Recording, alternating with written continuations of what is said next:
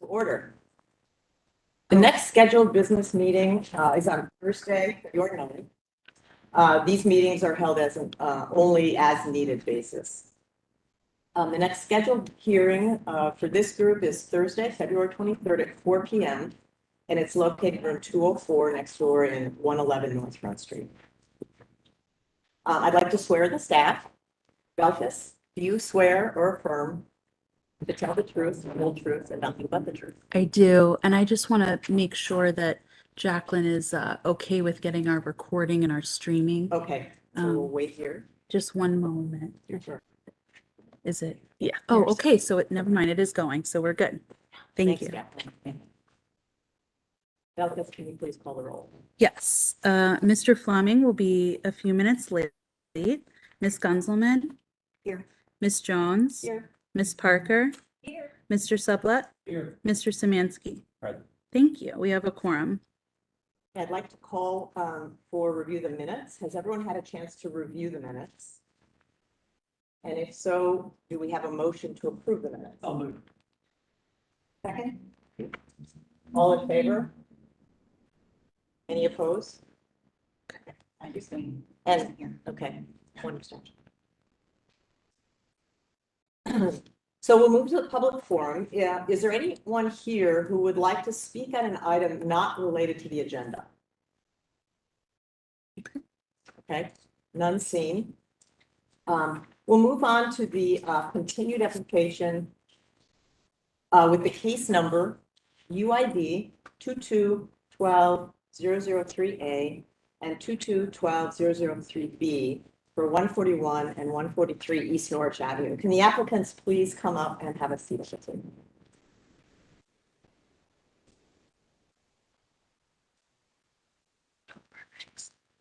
And can staff please present the report? Yes. So 141 to 143 East Norwich Avenue is a two-story residential dwelling built in 1900. The applicant is seeking board approval to construct a rear three-story addition, new roof over exterior stairs leading to the second floor unit, and front yard landscaping. The applicant is also proposing a 20-inch by 30-inch metal property sign to be affixed to the front of the structure. To support the proposal, the applicant is also seeking board recommendation on variances, which include minimum side yard permitted to reduce the minimum side yard setback at the west side from 5 feet to 1 foot 9 inches, to reduce the number of parking spaces from 5 to 0, and to increase the FAR or floor area ratio from 0.6 to 0.71. The applicant last came to the board in December of 2022, where the board recommended that the proposed parking and curb cut in the front setback be removed, that the windows on the front elevation be enlarged, that the staircase be enclosed or redesigned with design modifications, and that the massing be simplified. In response to board feedback, the applicant removed all on-site parking, included landscaping and a patio in the front setback, modified the staircase design, added enclosed bike parking under the staircase, and adjusted the design of the roof gables and dormers. Submitted materials include a site photos, variance list, site plan, floor plans, elevations, building sections, renderings, and material cut sheets. We could go through those materials. So here are some photos. We saw these last month. If you can scroll down a little bit. Okay. Okay, so here's the floor plan. So you can see on the right-hand side, that area where the addition will be. And then you can also see that now, instead of all that parking in the front setback, we have a landscaped area with a sidewalk. And then if you keep going, here you have the floor plans. Keep going. That's okay. And then here you have the elevation. So you can see especially how that stair design changed on the side. It's a little bit, more simplified. There's that bike parking underneath. And then you can sort of see the roof lines and the gabling is a little bit more simplified than what we saw previous. And if you keep going, go down a little bit more. And then here you can see the renderings show that as well, especially of the side. If you keep going. There we go. Yeah. Keep going. And then this, I wanted to pause here. So this is sort of an inspiration photo, which really kind of depicts what they're thinking about for that staircase. So after staff review, the proposal is generally consistent with the University District Plan. The plan recommends this site for medium-intensity residential uses, which places priority on preserving existing contributing buildings and recommends an FAR of 0.6, max height of 35 feet, max of 8 parking spaces, and 12% of landscaped rear open space. The plan also states that the scale and proportion of additions be compatible with those of contributing buildings, and that the contrast between old and new should be reflected with contemporary design materials.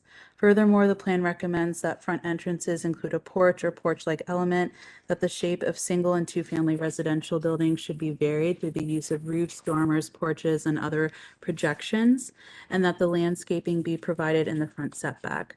Lastly, the plan states that parking be located to the rear of structures, and where access to the rear of the property is not possible, up to 50% of parking may be located at the side. As the proposal is generally consistent with these plan recommendations, staff supports the proposal and variances and recommends approval for both the variances and design. So there'll be two motions, one for the variances, one for the design. Thank you. Okay, applicants, can you please state your name and your affiliation case for the record? My name is Richard Potts. I'm part of A&R Poetry Park. Thank you. I'm Angela Fox. I'm Richard's wife and part owner. I'm the boss. Brenda Parker, I'm the architect. Great, thank you. Could you please raise your right hand? Do you swear or affirm to tell the truth, the whole truth, and nothing but the truth? Are there any questions for staff, please? Is there anything else that you want to offer in addition to what staff presented about these design changes that you made since December? I think they did a great job covering it. So I guess at that point, we can talk about members of the UIDRB thoughts, questions. I really like how you took off the that front door and we're looking at the very front of the structure. I think it makes a lot more sense that that is now the entrance. So I really appreciate that you took that into consideration. And that you also added bicycle community, because I think that's just a great way to try and help, encourage students to use that. And I think it'd be a great use of space. So I really appreciate taking that into consideration. It didn't really have a face before. A little bit louder, hard to hear you. It didn't really have a face before. That is correct. Yeah. And they do use bikes. Yeah. So I appreciate that from It was a the great landscape. idea. Yeah. And then, so you are now, I think last month, we weren't replacing all the vinyl, but we just gonna, so now we've made a decision to go to the gray vinyl. Yeah, whether it's paint or replacement or, Okay. yeah. I mean, I think it's a much better, simplified, straightforward design. I think we increased the windows there, size of the front a little bit. It fits much better. Also, a real improvement from our last view. Thank you very much. Is there an issue in terms of the same materials being used on the new addition as on the original house? In terms of contrast there, I think it may have been noted in our, is it the same? Well, I think the only addition is really the stair, and it is kind of Oh, a okay. white piece. So everything else is previous additions. Oh, okay, I understand. Thank you. I'm new to the project. I missed the last meeting, so I just wondered, did you look at alternatives to the flat roof over the stairs? We had a gable originally, Uh-huh. and it just was kind of too much going on that side with Yeah. the bay and all the other roof lines. What if it was just a shed? In the front elevation from here, rather than a flat roof here, it was just a shed based off of that. It looks a little bit of abstract and austere this way.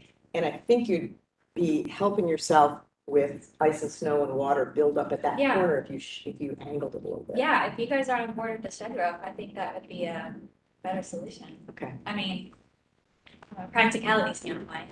yeah. I think both would be one that would look better. I'm trying to remember what it looked like last time. It might have been a gable. Yeah, we had a kind of a gable over it.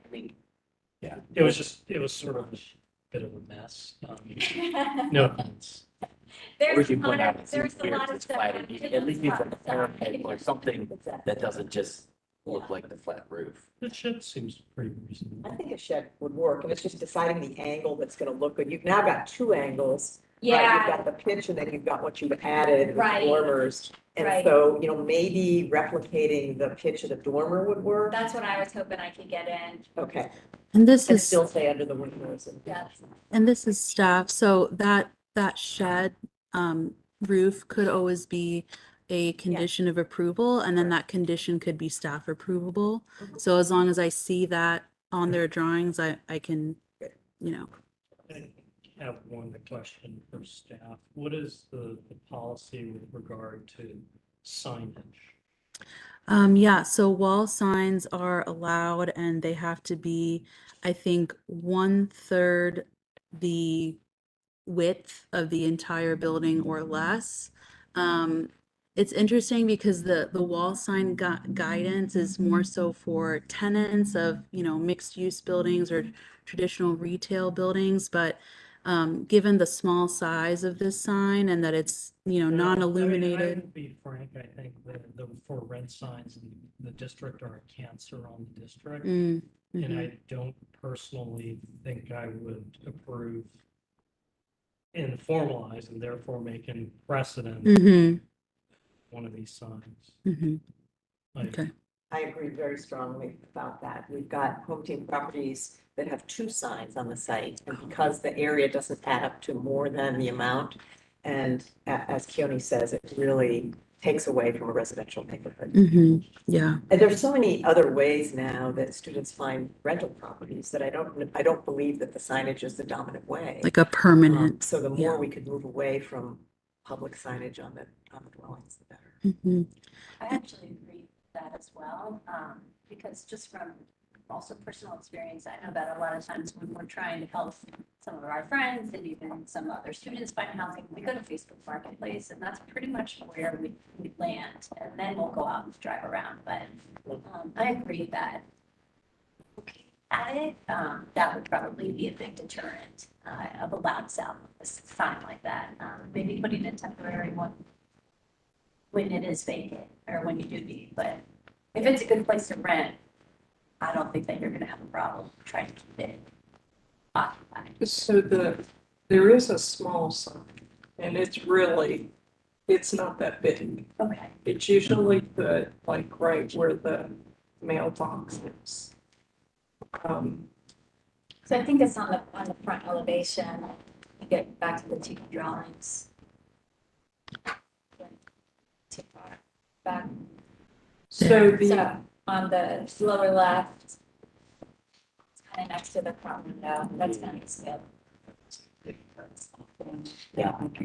Nope. so the small sign is what's approved. We have a house over on Northwood in the historical district. And that was what was approved for that home, but it's small. Is it permanent? Yes, As long as we own it, it will be. I mean, stays on here. It's a metal sign. Yes. I mean, I think it's a point of maybe clarification for future developments. It'd be interesting to understand from the planning department the perspective with regard to signage for residential properties. Absolutely. I mean, I totally get stuff like, businesses. I mean, Yeah. this is not a business. Mhm. So I think as far as this goes, I think the design looks good. I think it's come a long way. I think, Katie's thing about the suggestion about the shed roof, I think is a nice improvement. I'm good with everything except that sign. I'm happy to approve everything except. And that could just be a condition of approval. Yes. Yeah. So, Appreciate it. and I'll get some clarification on the permanent, for rent style signs as well. So it's my first one. So, Are there any other issues that people want to discuss about this? If not, can I call for a motion? I move to approve the application with the following conditions. One, the applicant will resubmit drawings for approval by staff with a shed roof in lieu of the flat roof over the stair addition. And two, the permanent for rent sign shall be omitted from the project. Second. All right, Mr. Fleming, Yes. Ms. Gunzelman, Yes. Ms. Jones, Yes. Ms. Parker, Mr. Suplet, Yes. Mr. Samansky. Yes. All right, that passes. Thank you. Appreciate it. Thank you. Can't tell you how much I appreciate you fixing this house. I walk my dog there every day. We really are saving a lot of money. It'll be nice. It'll be really pretty. Thank you for your time. Thank you. Thank you. I'll be in touch with you guys soon. So much. Absolutely. Thank you. Go ahead. See, maybe like you're doing a great job. You can give him the cheat All right, sheet give if my you want. cheat sheet back. Okay. You did great. This is the first for me, so. And I think, nominations for you vice Not chair. gonna happen. Not Chairs are gonna coming up. happen. Okay, this is my friend Mitch. I so I'm excited about this. Okay, we'll now move on to continued application case number UID 2301-003 for 131 East 15th Avenue. So staff, wait. Yeah, and you can just have a seat. You're good. Thank you. So 131 East 15th Avenue is the location of the Delta Gamma sorority house built in 1930. The applicant is seeking board approval to install 2 new direct outside air systems to supplement the existing HVAC systems. One system serves as the makeup air for the existing kitchen and is ground mounted adjacent to an existing masonry screen wall at the southwest corner of the site. And the other system serves as the makeup air for the 3rd floor laundry and is roof mounted near 2 existing roof ridge lines. Submitted materials include site photos, a site plan, floor plans, elevation, section, and material selections. And if we go to the materials, so here we have some photos of the site here. Yeah. And then here, in between these sort of roof lines is where the proposed systems will go. So they'll be tucked in between. If we keep going, we'll be able to see that. Okay, that's the site plan there. Okay, and the elevations. Yeah. And then keep going, yep, and the materials. Yep, thank you. So then after review, the proposal is consistent with the University District Plan.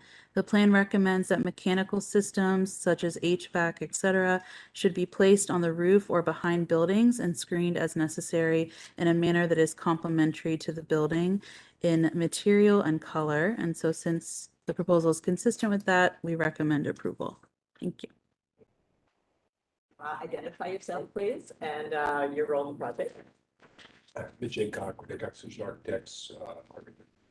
Great, raise your right hand. Do you swear, affirm to tell the truth, so truth, nothing but the truth? I do. Thank you. Okay, any questions for the staff on the case? I do. Anything else you want to add besides the staff? No. Great, so let's discuss.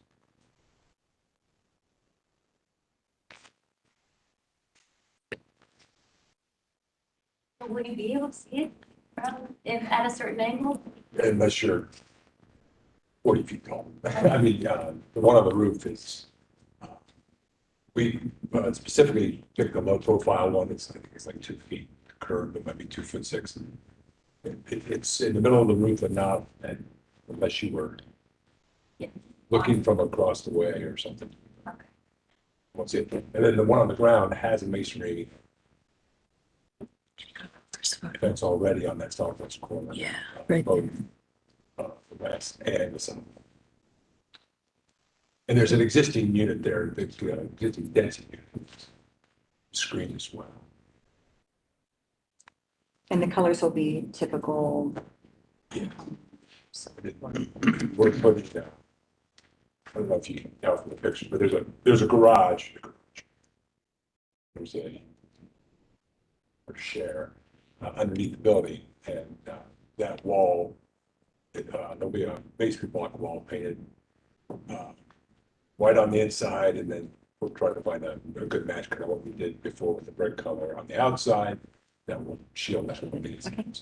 And what is, yes, you're gonna infill the existing arched opening. Yes, it's a big, it's gonna be a noisy event. They use that for social gatherings, that covered space. Okay, that was sort of, I was trying to understand why you would infill the arch with block as opposed to just visual screening, but it's because they want to use the space for stuff. And I'll be honest with you, there's parking spaces there, and these are kids with cars that are gonna be pulling through there, and Oh, you know. I'm not indicting anybody's driving skills at all, but I suggest that it's probably gonna be the best.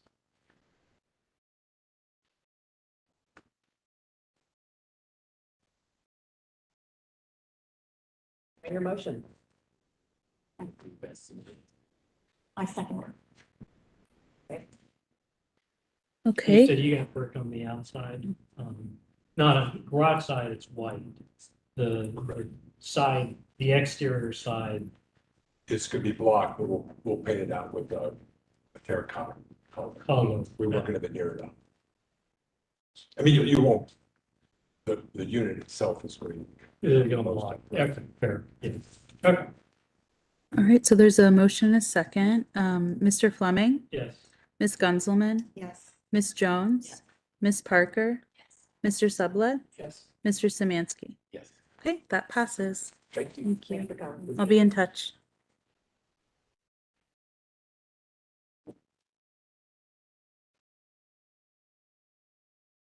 Okay, next on the agenda is a new application. It's UID 2301-007 for 55 West 10th Avenue. Would the applicants please come up? Okay. They're early, so we're quite a bit early. Is it possible they're not here yet?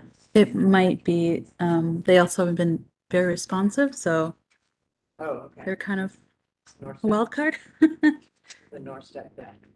All right. Yeah.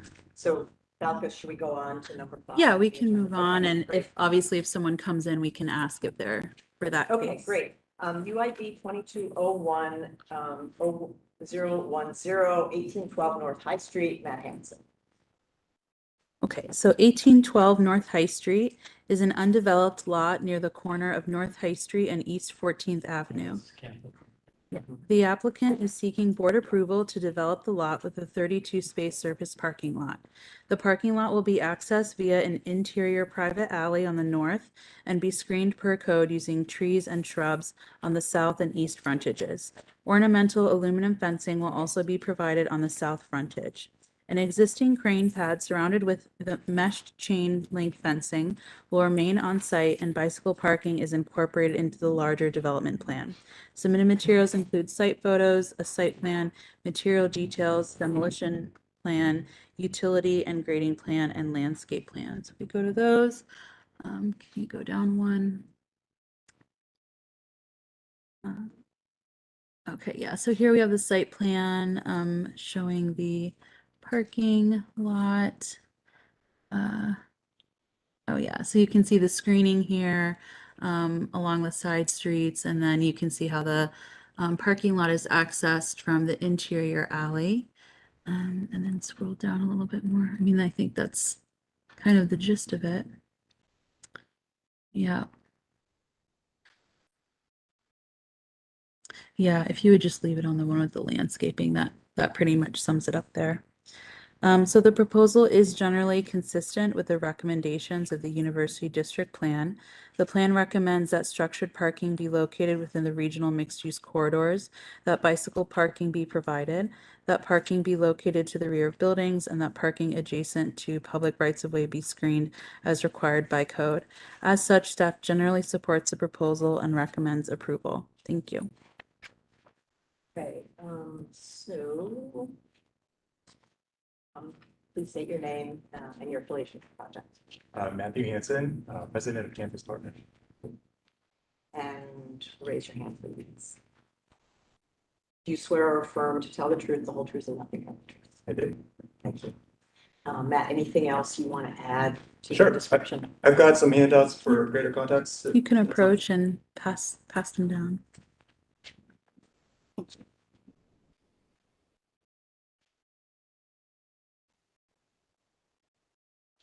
Thanks.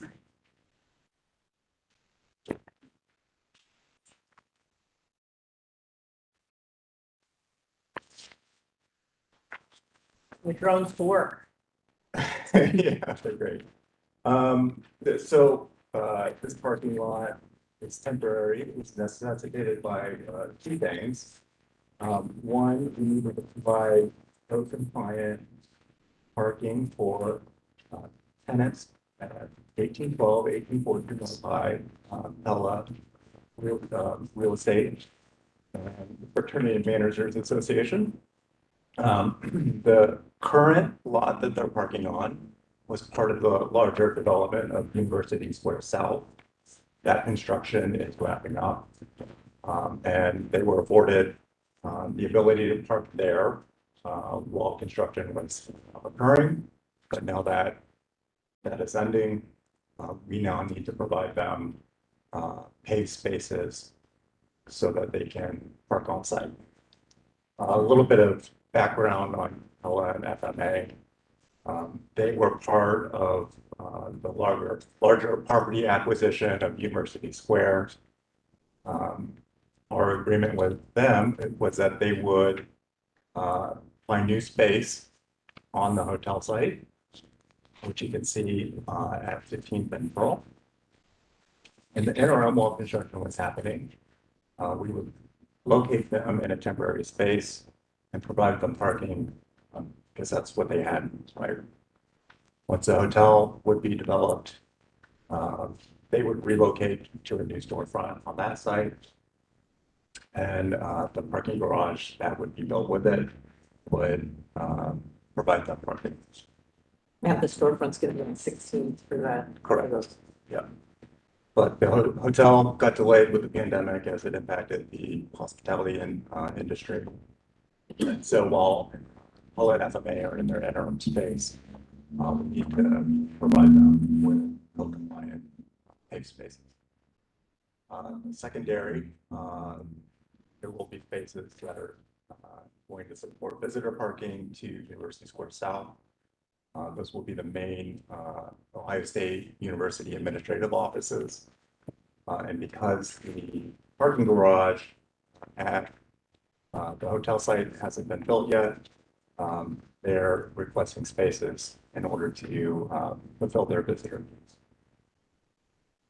The back of the aerial, you can see the overall master plan for University Square, where the proposed parking lot is located. It's the B2 site.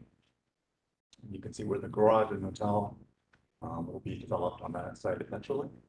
We are actively working towards getting that proposal completed. Schematic design and pricing right now. Again, it just was delayed because of the pandemic. The building B2 site, it is still our intent to develop this at a density that is indicative of what was developed on B1. Our University Square performa requires that in order to support some of the carrying costs that we have on that land now. So as you can see, we ended up having to tilt the proposed parking lot to miss the crane pad. We want to keep it there because we know we're going to develop the site in the near. Happy to answer any of them. So line of B is where the Ella will go, and line of B is just a way to have a different front than a parking garage on the street, so they're going to have. Yeah. So Ella has requested to go into the line of B building. They want to be in their exact same address where they were previously, 52 East 15th. So, yeah, that's why we're having to keep them in their current location so that they can go back to the hotel. And is the other white trapezoid directly behind building B1 also OSU property? Right. With a chemical development there? Yeah, just, um, So what's there right now? it's just, open. Belkis, I have a question. Mhm. Did we see a proposal for this space that was supposed to be like an outdoor recreational? Kids thing. It was like a conceptual proposal only, through an OSU studio class. So it wasn't a set in stone fixed proposal. It's more like a mock idea for the site. So. I have a question. The parking that you're proposing is something that would be temporary. When the building B2 starts to get constructed, where does that parking go? Well, the hotel and the garage will be completed by then. So you'll complete B1, move this parking into B1, and then you will construct B2.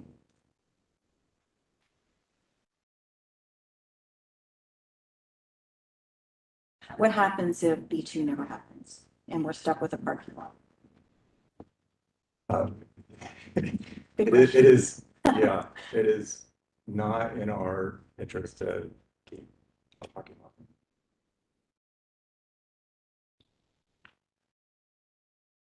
Anybody else? I mean, I know nothing's there right now, but I'm having a hard time with the parking lot going in, I'm not gonna lie. And I think it mostly because I had seen other concepts come in that were Temporary. quite lovely, that were temporary. 100% agree, and we I are, understand parking though, I get it, but there is a pretty big parking garage across the street at the Union, right? That's diagonal from it.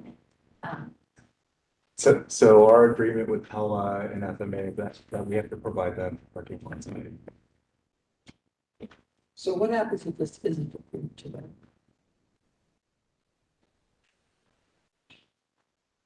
Yeah. So we have to come back with a different proposal. But trust me, this is, I wouldn't say that, but Fair. yeah, like, really, the economics of keeping a parking lot there, it does not work for us. And, it's the hotel and garage, until that we can do the final pieces to get FMA and Pella moved. And work on development proposal for B2. And the other concepts developed by the students were quite lovely. We're, talking with food truck operator now, who's interested in doing a permanent spot in the 15th and High area, and it would be great to incorporate some of those ideas that they developed into those other vacant spaces that we have. Because there still is a seated lawn in front of this, correct? If I'm understanding correctly, correct? Door in front end. Yeah. Yeah. Long. So I'll share with my colleagues on the board and people hear what you and I spoke about the other day. So, when the original first two buildings, the original plan for the High Street development at Gateway came before this group. While there were a lot of questions and a lot of potential controversies, I think what I was struck by very positively and heard my colleagues say the same thing was the ethos of the objectives, that High Street will remain a very vibrant, active visual corridor, lots of activity that will stimulate day and night positive activities on the street. That walkability and the lack of surface parking is the ethos of the plan and aiming to go forward that way. And so it's very frustrating and disappointing to see that Campus Partners is coming back and saying now temporarily we're going to put some asphalt and lawn with some shrubs. And you mentioned the fiscal challenge of keeping it there, but I would challenge the fiscal logic of building it to begin with because it's not cheap. So you're going to build something, put a lot of money into something, then you're going to tear it up with no certainty whatsoever, no promises that you can make about what temporary means. And so the very act of laying asphalt and lawn is demonstrative. You're teaching a community of people that walk by every day and see that. And they don't know that it's temporary. There's not going to be any signage that's going to convince them that this is temporary or any of the logistics of why this is happening. So the fact that you have an agreement with some of your tenants to me, suggests that there are opportunities to resolve and alternate that kind of an agreement. As we know, there are lots of parking solutions, and there are lots of different types of parking. And now that Campus Park is the owner of the Gateway Garage and other garages, it seems like there's so many opportunities for negotiating something other than putting down a lot of asphalt that's not sustainable, putting down a lot of lawn that's not sustainable, without any guarantees of how long it's going to be in that condition. So it makes it really difficult for me to see this as the most positive solution to the problem at this point.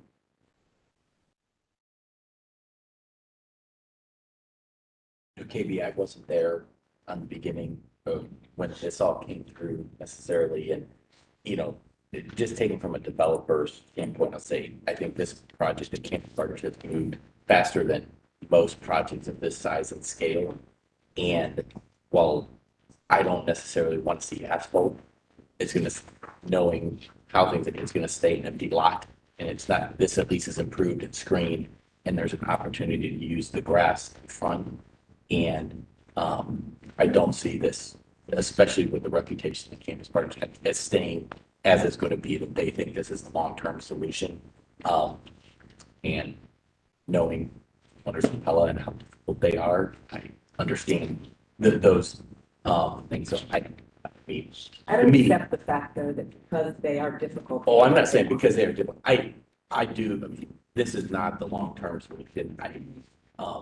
And I think we're viewing it as our options are either stays as it is, because they're not going to do anything with that till the garage is built, hotel. So it's an empty lot that stays kind of in its condition, or it's improved somewhat. That's my view. So I'd like to present one other perception about that issue, and that is that when Campus Partners originally presented the project, I really liked the idea that Matt is showing you here, which is that there's this triangular space that opens that beautiful WSU corner to High Street. So that building was designed in collaboration with these guys with the intention that that community space where community conversations would happen behind the glass wall would draw your attention from High Street and would have the view back that way. Putting a parking lot and shrubs in front of it is going to break that line of access and no longer celebrate that potential view. Yeah, you could see it from there, but there's a parking lot. And so I think given that, I'm sorry I missed the student presentations, I think there are an awful lot of other positive ways that that space could be temporarily used that's not lawn and asphalt. Lawn, grass is simply not good. And there are so many other potential ways to use that space in an impactful way for social opportunities between now and then. Once you put the asphalt down, that marks it. And it's going to break that line. So, I'll start. I don't disagree with anything that's been said.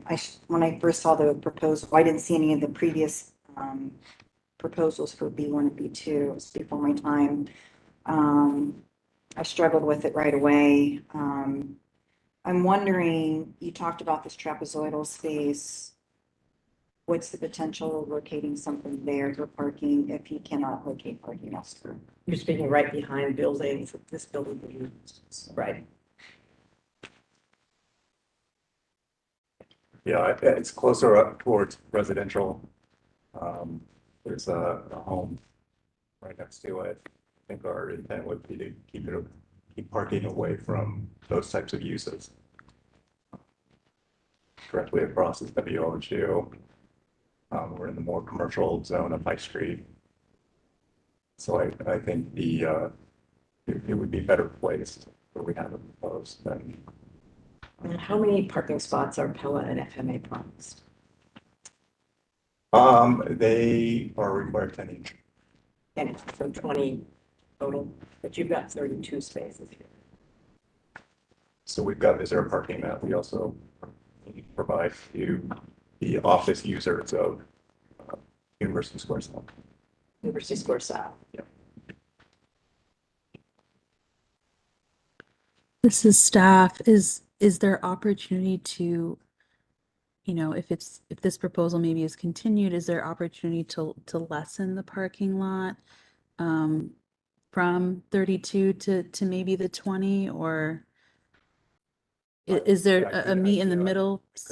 I couldn't make that decision. Okay. So I guess I'm still learning here, but what is right here now is being used as parking, the area that you show as lawn in the new proposal, that currently is parking. Is that right? Yes, And you own that? Correct. Is that right? So if you simply gave them their spaces there without making any changes, would it work for that to solve the problem in your temporary scenario? no, because they're not paid to grab a lot now. And the problem is the city won't allow permanent parking or temporary parking on a gravel lot. But that's what's going on in the entire construction phase. This is all gravel back here, and that's an enormous parking space where they're parking now. Yeah, it's been used as a construction zone. So won't the city hear your temporary story and allow that to be used temporarily? But we would have to get variances. Yeah, I think it's like a temporary use permit, I think is the type. And the Isn't that thing saving is a lot of money? with certificates of approval, we can't place any type of like time limit. Mhm. We assume that if it's approved, it's indefinite. So that's why, we can't say, oh, approved, but on the condition that it lasts 8 months. Well, we can't. You have no control. Yeah, right. But following Ryan's argument, this is a really reputable client who works quickly and has demonstrated in the past that, and so would that be likely to be a good faith gesture toward campus partners in this case? That's up for the board to decide. In terms of staff, the reason why we landed on, the side of supporting this proposal, it is a case by case basis. The plan does say that structured parking is preferred. So it doesn't mandate, it says it's preferred, versus a stronger word, I would say. Bike parking is incorporated in the larger development plan, so we're hitting that check mark. And then there's 3 check marks. So we don't have the structured parking, but we do have the bike parking, and then it is screened per code, which is the other guideline. So it's hitting 2 of the 3. And then in understanding that in this specific case, the intent is for it to be temporary. And given the way the rest of the development plan has been moving along, that's why staff felt comfortable in this case supporting the proposal. I mean, maybe for me, I would rather have parking in the back than on High Street and have this developed grass that does provide an opportunity for community space, and rather what's there now is not made for any communities. But I mean, we saw the pictures, it was soaking wet, the drainage there. And so I would see that as a better solution, putting it to the back. And after sitting on East Franklinton for so many times and seeing these temporary parking lots that come in, we always were like, man, we wish they would pave them if it was temporary. And everyone's like, well, we can't afford it. We don't want to do that. To me, if they're willing to spend the money on an asphalt parking lot, it's better than having a gravel parking lot that's not maintained, can't be snowplowed well, gets weeds going through. And generally, there's a lot of illegal graveling of backyards in the university district. And we didn't want to perpetuate that sort of notion that could be allowed to do that. And other- Yeah, gravel drains and asphalt doesn't. So I think, we have a difference of opinion in both lawn and asphalt. Well, I assume that, I mean, when they put a asphalt park on, they have to meet the city drainage requirements so that they can't do that Right, right but the now. material itself is not a permeable material. Yes, I have a lot of colleagues. But neither would a building, accommodated our stormwater, there's basins under University Square. No, I know technologically you can do all of that, and I know there are costs involved, and it becomes a more expensive endeavor. My colleagues have been teaching me a lot about canopy covers and permeable ground that has a big impact on the quality of life for the neighbors who live there.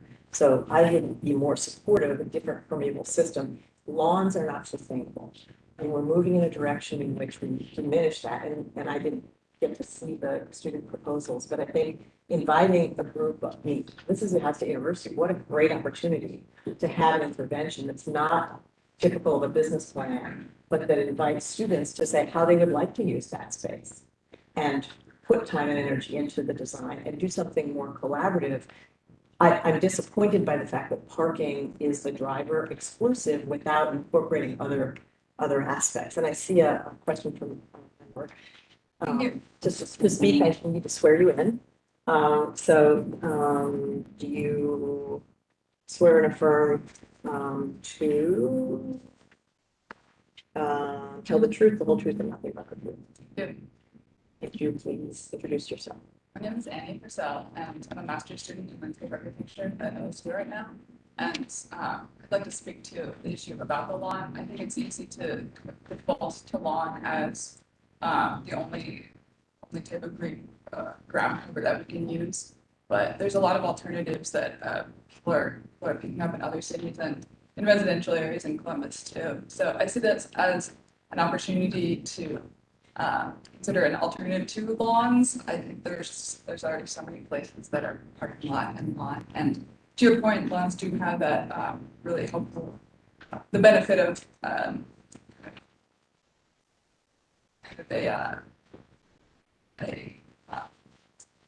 able to group people together and flexible spaces, but it doesn't have to be the solid lawn that we're so familiar with. And I'm not, I mean, I think we can look at alternatives for that space, whether that be, pea gravel, whether that be, that there's stuff, I think that's a valid thing. I just look at it as whether it stays in its current condition or there's some improvement and we try and improve that spot up front. I see that as a benefit because this isn't going to get developed because we say no to parking, that it stays in its condition. And I think we're worse off in that situation. And so I think we could discuss, hey, how do you improve that front area? What's more environmentally conscious with that? I mean, that's valid. That's a valid point. We can look at maybe doing a more natural planted front edge along there. Would that be acceptable to the board? I mean, my position, and I appreciate all the clarity on that piece and the offerings about what else could be in that piece of ground. My position is still putting in an asphalt parking lot where you're showing it with that number of cars is not ideal. It's not what was originally proposed as part of the campus partners ethos. You've agreed that it's not what you want, that it's breaking the overall value and mission of the whole project. And I'm challenging the temporaneity of it. People have different positions of understanding what you think temporary is, and you can't make any promises.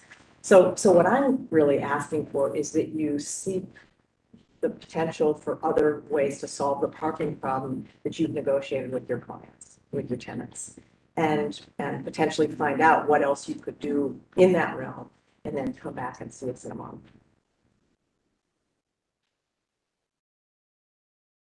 What does that time lag do to your?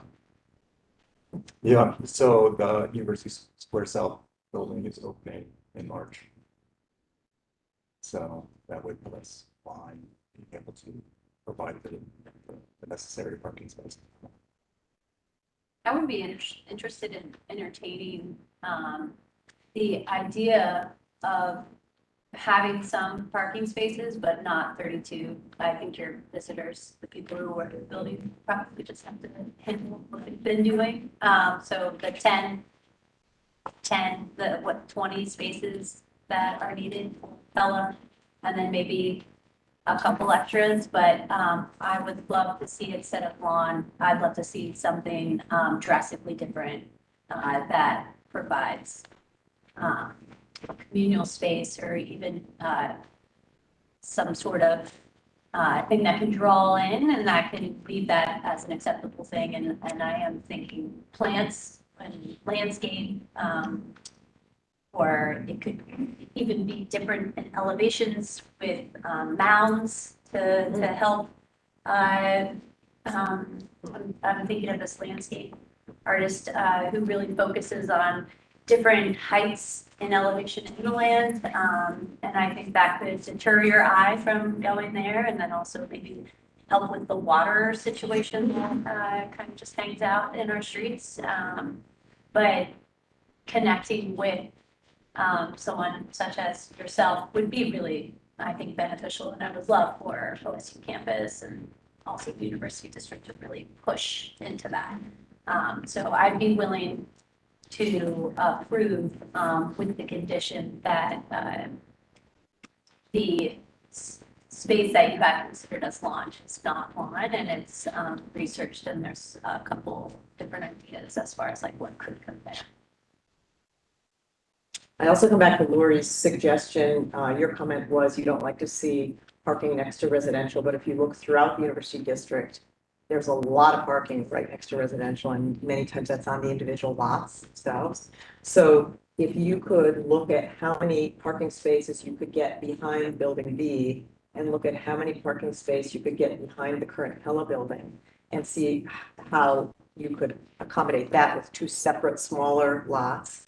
And then, as my colleague's suggesting, look at a different alternative for that space now. I'd be willing to entertain that proposal. So, Belkis, could we, if Ms. Parker is suggesting conditional approval with further plans to come forward with this space along High Street, could the parking lot be approved with that condition of additional It could be a condition of the, considerations? Yeah, and I'd also ask for fewer parking spaces. yeah, so those conditions can be applied to get approval. What could happen is it could be a condition of approval for the board to review and revisit next month, or it could be a condition of approval for staff to review and approve, you know, as you submit your final plans. I would say if it's a staff condition, it needs to be very, very specific. So that way I know exactly what I'm looking for on the final drawing. So if one condition was, you know, on the condition that native plantings be used in the grass area in front of, you know, I need to know what plants am I looking for, where are they, you know, that type of thing. So I think in this case, it may be better to come back before the board next month since there's a lot of gray area there. You know, that's kind of where I see it being, and especially if the parking spaces are reconfigured, the shape of the lot's going to be a little bit different. So Hopefully, we'd also have our landscape architect, Carrie Reeds, here at that time as well. I think your comfort level, Belkis, with that, the idea of that approval is very important. And I hear you not being comfortable without, you know, just where it stands now in terms of having that responsibility. it would just change, you know, a little bit more significantly than I think what I'd feel comfortable clearly seeing in black and white on a drawing. Thank Where you for are the pointing that out. plants? What are the plants? What's the schedule of, there's like a, what's it called, a landscape schedule or a planting schedule. That would need to be shown. And then if we're going from 32 to 20, what's then the shape of the lot and where are those spaces going to be? And that's enough of a change, although they can be conditions, it's totally fine. It's enough of a change where I'd feel more comfortable of the board reviewing that. And that's just me being honest, so. Thank you. I also didn't see bicycle parking located on the drawing itself. So I think there's some things that need to be added to the site drawing before it could be approved anyway. Sure, we've got 15 bicycle hitches along 15. There's additional 4 in front of building B1. Okay. Oh, so that's not on this drawing, the 15th, which is for the north. It helps us see the whole thing comprehensively.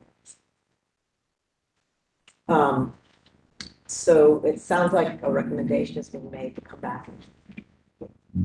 So do we, is that a vote? to make a vote on that? Yeah, so it'd be probably a motion to continue the application. Okay, But it seems like the applicant's clear on what things we need to tweak and revisit. So I think continuing may be the best route. So I move to continue the application. A second. Okay. Okay, so we have a move and a second. Mr. Fleming is recused. Ms. Gunselman, Yes. Ms. Jones, yes. Ms. Parker, Mr. Sublette, Yes. and Mr. Samansky. Okay.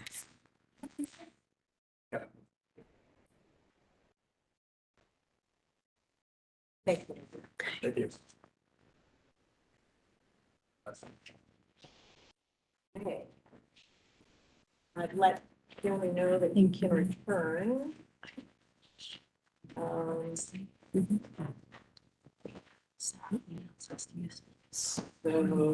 see if I'm prior to go back to the. Is the applicant for 65 West 10th Avenue here in the time? It has.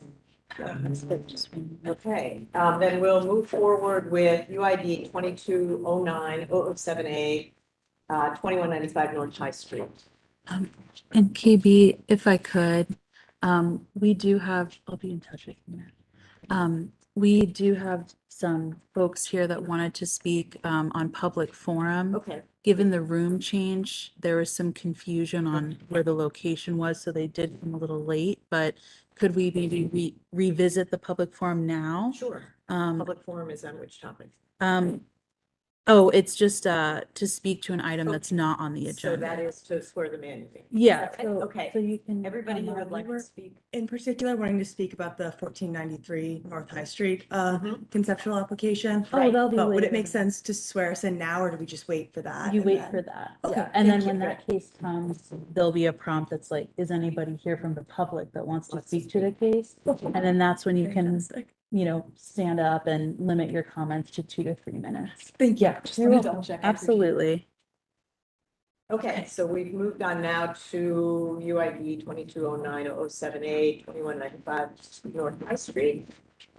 Is the applicant present? 2190. Yes. Yes. Okay. Okay.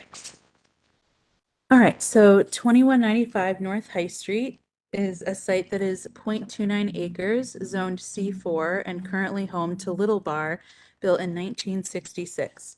The applicant is seeking board recommendation on a proposal to rezone the site from C4 to CPD. The applicant is also seeking the board's feedback on a conceptual proposal to raise the existing structure to construct a 7-story mixed-use building. Now, the proposed CPD text, I did send an email, it has been updated as of today. So it's going to look a little bit different from the staff report. But essentially, we're lower than we were before, and we're less dense than we were before. So I'm going to read the current CPD text.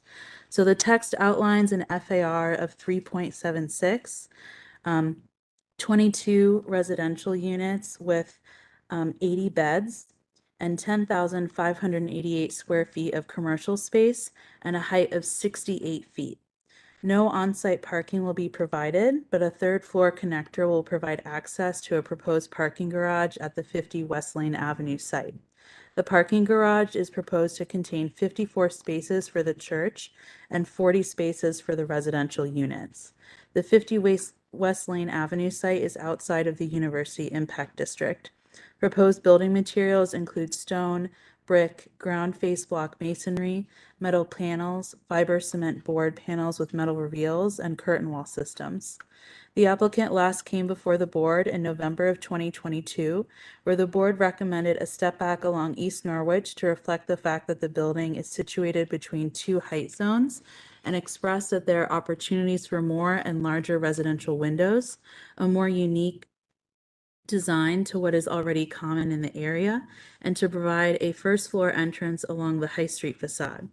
In response to board feedback, the applicant lowered the height from 89 feet to 68 feet, added windows and murals to the west facade, added a step back on stories 2 through 7 along East Norwich, added a more prominent first floor entrance along East Norwich, and highlighted an entrance door at the corner of North High and East Norwich. And submitted materials include the CPD text, which is not conceptual, it's up for a motion tonight.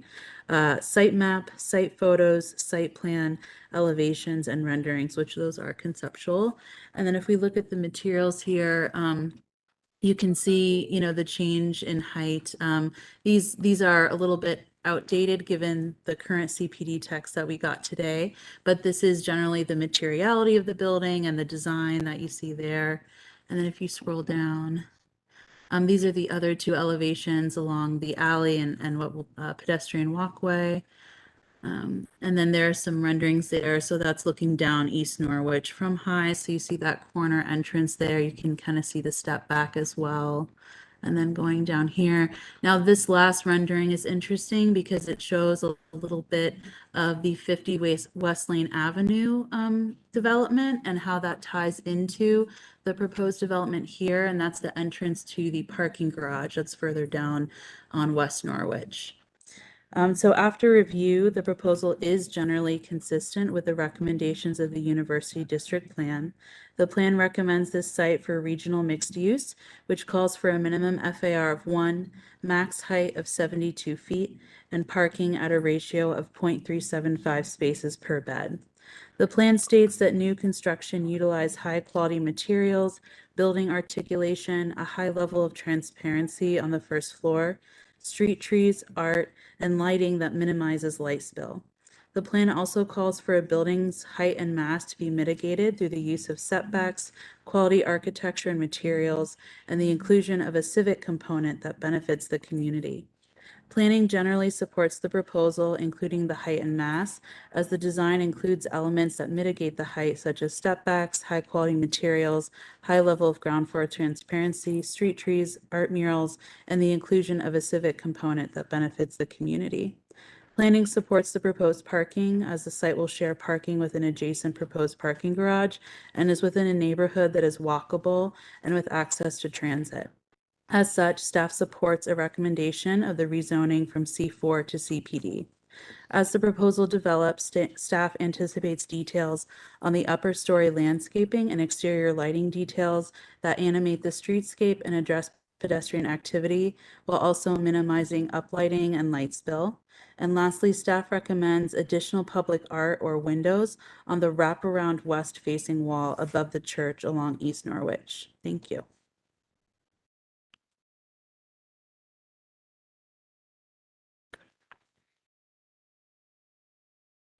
Please state your name, your affiliation. I'm Jeffrey L. Brown. I'm an attorney with Smith and Hale, and I represent the applicant. Mitchell, ACOG Associates. Raise your right hand. Do you swear or affirm to tell the truth, the whole truth, nothing but the truth? I do. I have copies of the revised text if you want those. Copies of the revised design that matches. No, we don't. Let me just give you a quick background. The original Paulus proposal that you saw, we presented to the University Area Commission zoning committee, recommended approval. Excuse We me. then went to the full commission last week. Sorry to interrupt you. You forgot to ask if there's a member of the public that would Sorry. like to speak on I this. case. apologize, I'm new to this. Are there members of the public that would like to speak? Thank you. Could you raise your right hand? Do you affirm to tell the truth, the whole truth, and nothing but the truth? I do. Thank you. My name is Bob Singleton. I'm a resident of the university area. I live 4 blocks from this proposed project. This is I'm so sorry. Doesn't the applicant usually do the presentation first and then when so. you have comments? Oh, usually the comments are at the end of, Yeah. of your, Usually, yeah. We've done it both ways. There's been a Okay. little. Oh, sorry. I've seen it. There's been enough changes. Yeah, I'd like and to- this is where we're at right now. There's some confusion. I'm having some Yeah, confusion. that's because right. I followed the project up through the Right, University Area Commission. right. voted yes. Let's just explain it because this is something Bob doesn't know about. So we went to the area commission last week and they recommended disapproval. And the 2 main points seem to be a lack of parking because we were asking for a parking variance and the height of the building along High Street. The building along High Street was at 78 feet, which exceeds the overlay, so therefore we were asking for a modification within the CPD. We've had discussions with our clients since then, and what we are proposing now, and we have talked with the new zoning chair for the UAC and are planning on going back to their meeting in February, and then there's a full commission, is what we would do is we would lower the High Street building by 1 floor. So that would bring us to 68 feet, which would be within the overlay height district. So no height variance is necessary. That also changes the parking that is required because we reduced the number of beds. But again, that parking is being provided at 100% for this building in the proposed parking garage at the Baptist Church property. In addition to that, to make sure that we don't need a parking variance, we are proposing to add a story to the, what we call the Lane Avenue or the Baptist Church piece, add a story to there of parking. So the end result of that, we believe, is that we've addressed the two main points that were raised through the commission process. And we did have 4 meetings with the zoning committee before we went to the full commission last week. So we are lowering High Street by a story to be within the overlay height. We are adding a story of parking on the Baptist Church property to make sure that we comply with the parking requirement. So that's kind of the situation. And I know it's a little different, but you role is too, you have to make a recommendation on the zoning, and we also have to get the building approved. So if you're comfortable, what we would like to do is to have you approve the revised CPD with the lower height of the building. And then and then Mitch is here to talk about the architecture and everything like that. But we think what we've done is respond positively to the two main points that were raised last week. I would like That's to why invite Mr. Singleton to speak. I think that's why we're on twice. Right, so we are two. You're slotted into. Yes. Yes, and your understanding is that the first one is to talk about the changes in the new numbers of height and parking. The CBD, yeah. The CBD, and the second is to talk about design issues, Yes. right? Okay, thank you, Mr. Singleton. Are you, Jeff, are you saying that you would go back to the University Area Commission and the zoning committee Yes. to present these changes? Yes. Okay. Yeah. Well, I'm gonna wait till we know what we're talking about Yeah. before I waste your time. Yes. Okay. I'd like to point out, I saw Bob walking and I told him where the meeting was because he was walking into. Oh, thank you. You outside. And let everybody in. Thank you, Jeff. Yeah, yeah. Okay. So, I mean, when you're looking, if you're looking at that, just talk about what we're. So, and again, just a correction, a couple of the things in the staff report. It was, they said, mentioned 7-story. Our proposal in Oh, right, sorry. February, was a 6-story. Yeah. It was 5/1. And now we're moving to, as a result of last week's meeting on Wednesday, the clients agreed to remove a story, so we're gonna be 4 stories over 1.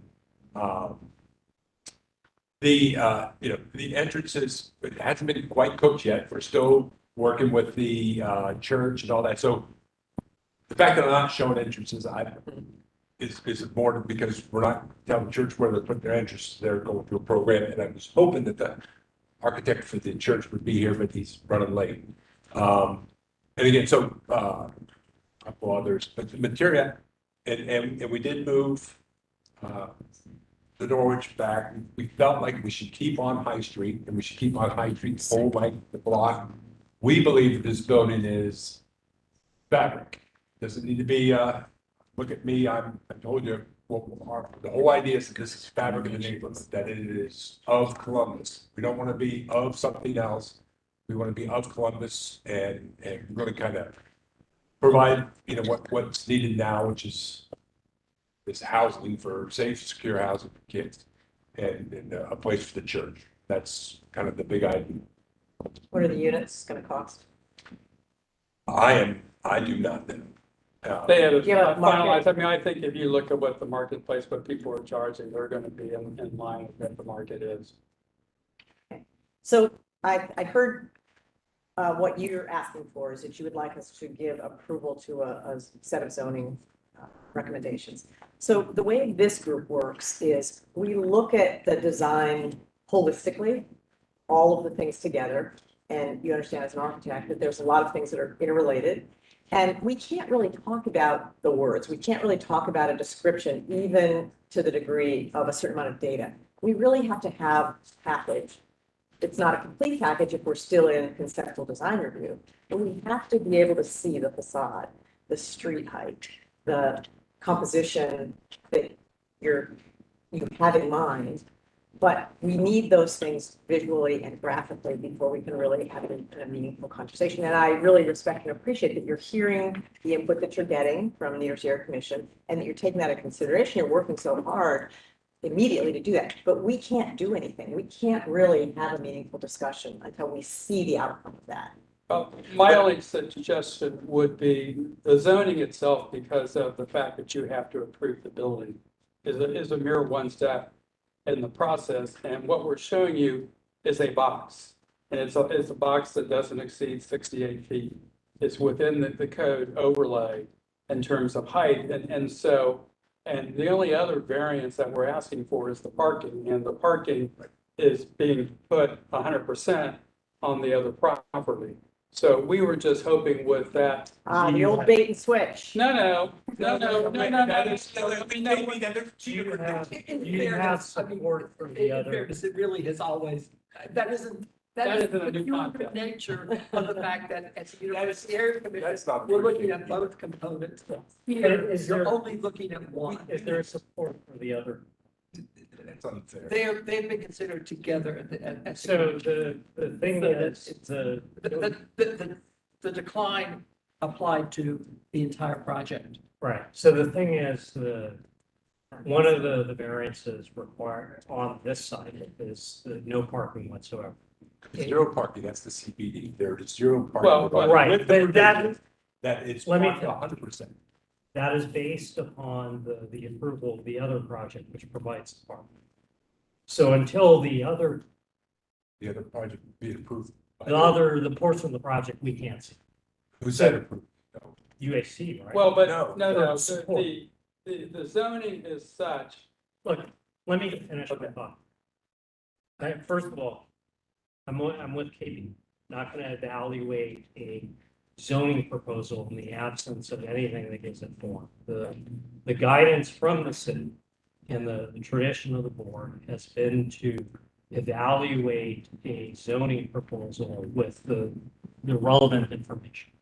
And you're within the sort of height limits of the property, so that's fine. So you don't need a variance for that. You need a variance for the parking requirement. And the thing right now is we don't have any insurance that the parking is going to be provided. It's sort of a weird conundrum. We talked about this. And I want to clarify, is the parking variance, because then there's the City of Columbus code, and then there's the overlay. Are we meeting the overlay? It's on the city code. Which is the overlap.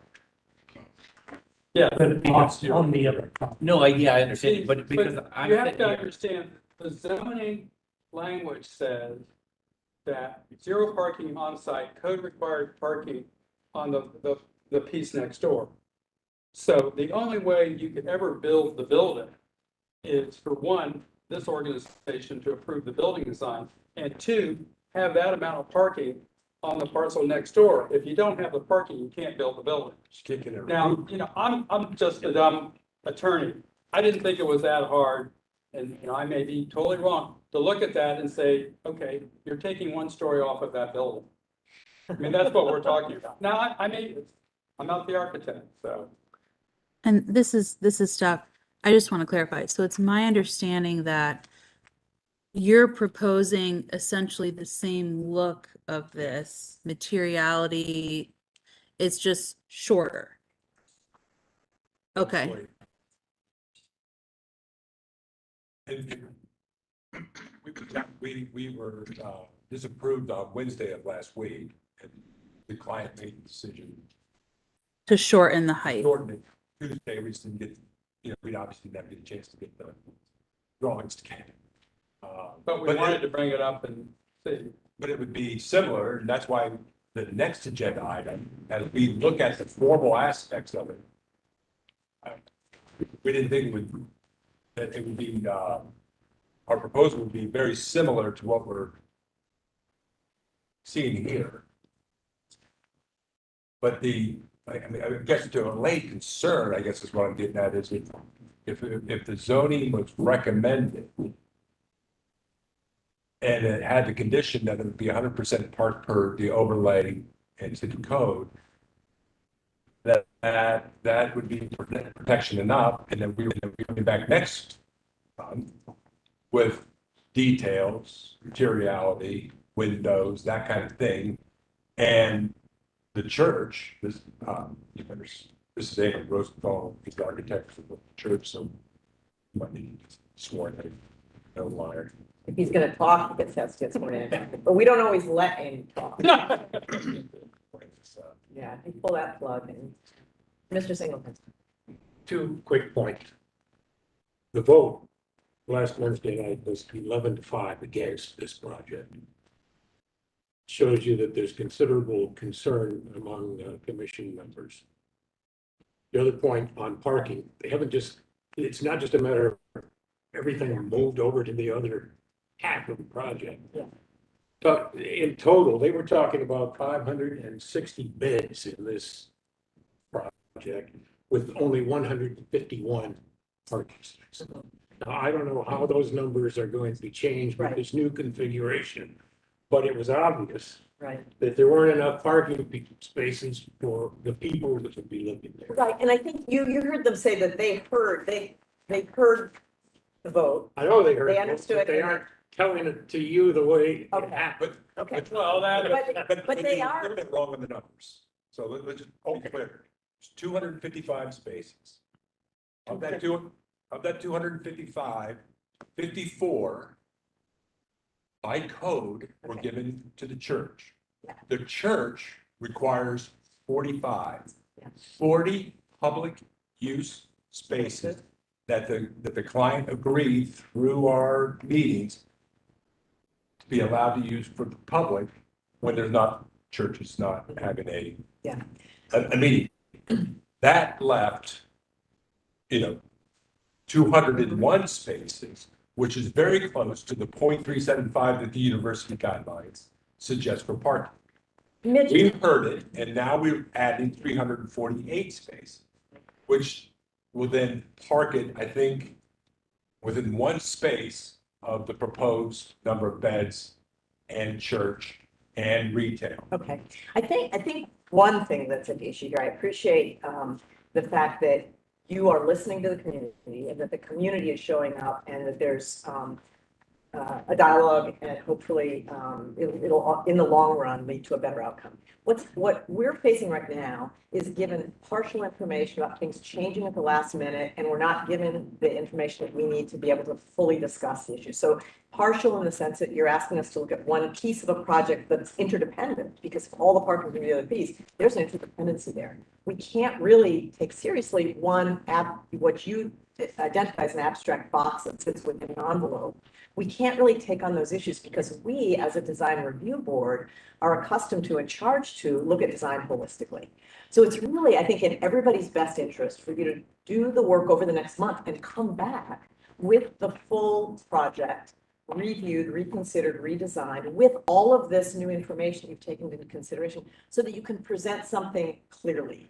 You can see the muddle now of having to throw numbers around in the air. I can't keep track of which parking space moved from there to there. There was no Because parking spaces. There were no parking spaces on this property. There was never any parking spaces. The point I want to make, right now you were talking about, the point I want to make is we need clear information. We need the next stage in design that's appropriate so that we can do what we do, which is talk about conceptual design as a work of architecture holistically, solving the problem, achieving the goals that you want to achieve, talking about what you have showed in good faith to the community with the community's feedback, informing you, and us doing our job according to our guidelines. And we're not able to do that tonight with the information we've been presented, because it's a dynamic process. You're using what you're learning along the way, it's a good thing. But we really need to be mindful of the fact that we have a job to do that's based on information. And so we need to get that information more clearly and completely at the next meeting. Okay, I just didn't think it was that hard to look at that drawing and take one story Oh, off. you're not an architect. I said that. This is, this is staff. This is, The feedback has See- been pretty consistent. this is staff. I'm just, Why don't we move on to the next agenda, then maybe we can get some conceptual comments on this. yeah, Tim and Ryan would like it. Well, as. and Lori as well. If we could just hear from maybe Chair everyone. of the university zoning committee, I just think to reinforce what you're saying, Kate, we are in the borderland in this project. We have the entire project under our purview. You have half of it. There are,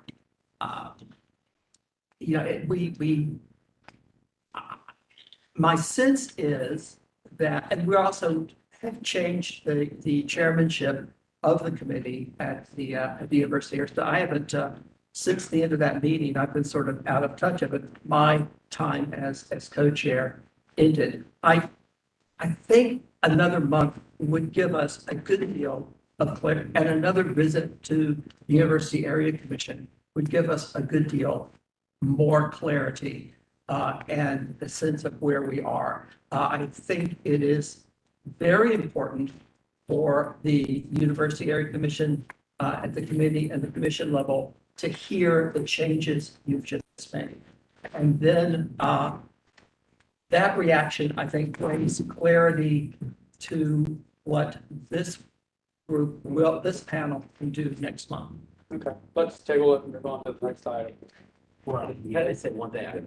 Just what you laid out is the crux of where I'm in is what we approve, even though it's not on this site, you say you're approving here. Understanding how that parking relates to the overall, because if you said, hey, I'm going to provide these 94 on the other site, but on that other site, I'm only making up 100 spots, and there's only 6 there. Well, that affects how I view the 96. So seeing that holistically and saying, hey, we're meeting what the overlay says for the area, then we can make a logical decision. And the way it works is, Tim was saying with the us being in this, where once in UID you're not, we could in theory approve this zoning right now with saying it's all over there, not knowing how parking is handled there. You don't have to come for this project. You could go forward with the zoning, and we've then approved a lower parking ratio for this project over on that site. But you have the six. I understand, but it does affect what's going on that other project. And it sounds to me like you're meeting the parking. I mean, everything's there, it's just laying that out. You have been, let me just say that I think that you have been a very patient applicant in going through the process over a number of months with the University Area Commission. I think we are close to the position or close to the situation where we can deal with more clarity. And I do think it's important for the commission to hear the changes that you've just instituted. So this is staff. So for this piece, they did ask for, a motion for the variances. So we would need a motion and a vote. Did you request that? No, I'd like the table. You like to, Okay. okay. What are the variances? There are. It's There aren't just, any variances. The zoning has a modification on it. That's what they call them now, the CPD. So there isn't a council variance or anything. It's called a modification of development standards. And it's to address the parking. That's the. yeah, so this site would be rezoned. Right now it's C4 commercial, and it would be rezoned to CPD. And then that CPD has the body, the text, and then that text has the different development standards in there, which includes the max height, the zero parking, the FAR. And clear vision on the alley. Yeah. And the max height actually reduces. Yeah. So if you all would like to table, then there'd need to be a motion and a second, and you go down the row for that. for the record. I'll move You'll move to, to table. okay, Seconded. okay. So it's been moved and seconded. Mr. Fleming, Yes. Ms. Gunzelman, Yes. Ms. Jones, Yes. Ms. Parker, Yes. Mr. Sublett, Yes. Mr. Samansky. Yes. Okay, that passes. Thank you. All right. And so now we should maybe talk about the design of it. Okay, so in concept, this is now in the category of conceptual applications, For a building that's now 8 feet shorter and has less units. and we don't have visual information. Can you bring up the rendering of the? If it's inappropriate, I guess it's inappropriate to talk about.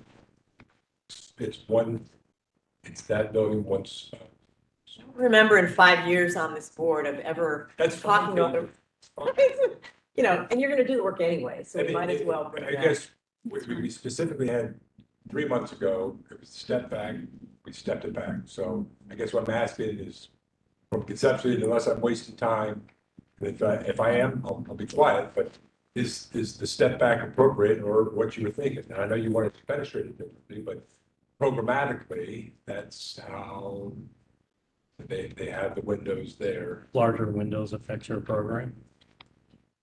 I'm sorry. Larger It's windows affect your program. It's a, Yes. their bedrooms. I mean, all right, I'm gonna be frank. It just looks cheap. I mean, you're talking about it being background building and it doesn't have to stand out, which is perfectly fine. Lots of What stuff. aspects of it look cheap? Just be specific. Small windows. I mean, I think the step back is reasonable. I think it starts to address the scale of the adjacent neighborhood and mediates between the single story stuff to the north and the taller stuff to the south. I think I question the more or less symmetrical hierarchical, view facing High Street. I'm not sure I'm convinced that's necessary. It seems like the massing could be done a little differently. I have a hard time believing the size of the windows is based on the program. I think it's an economic formula.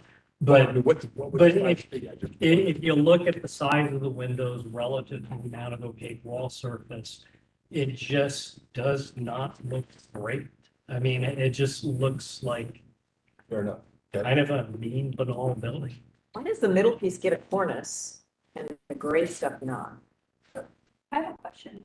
The second level where the trees are, is that an area that people can go out on? Is that? It's programmed as a deck, that whether it goes on, it's gonna be up to the operator.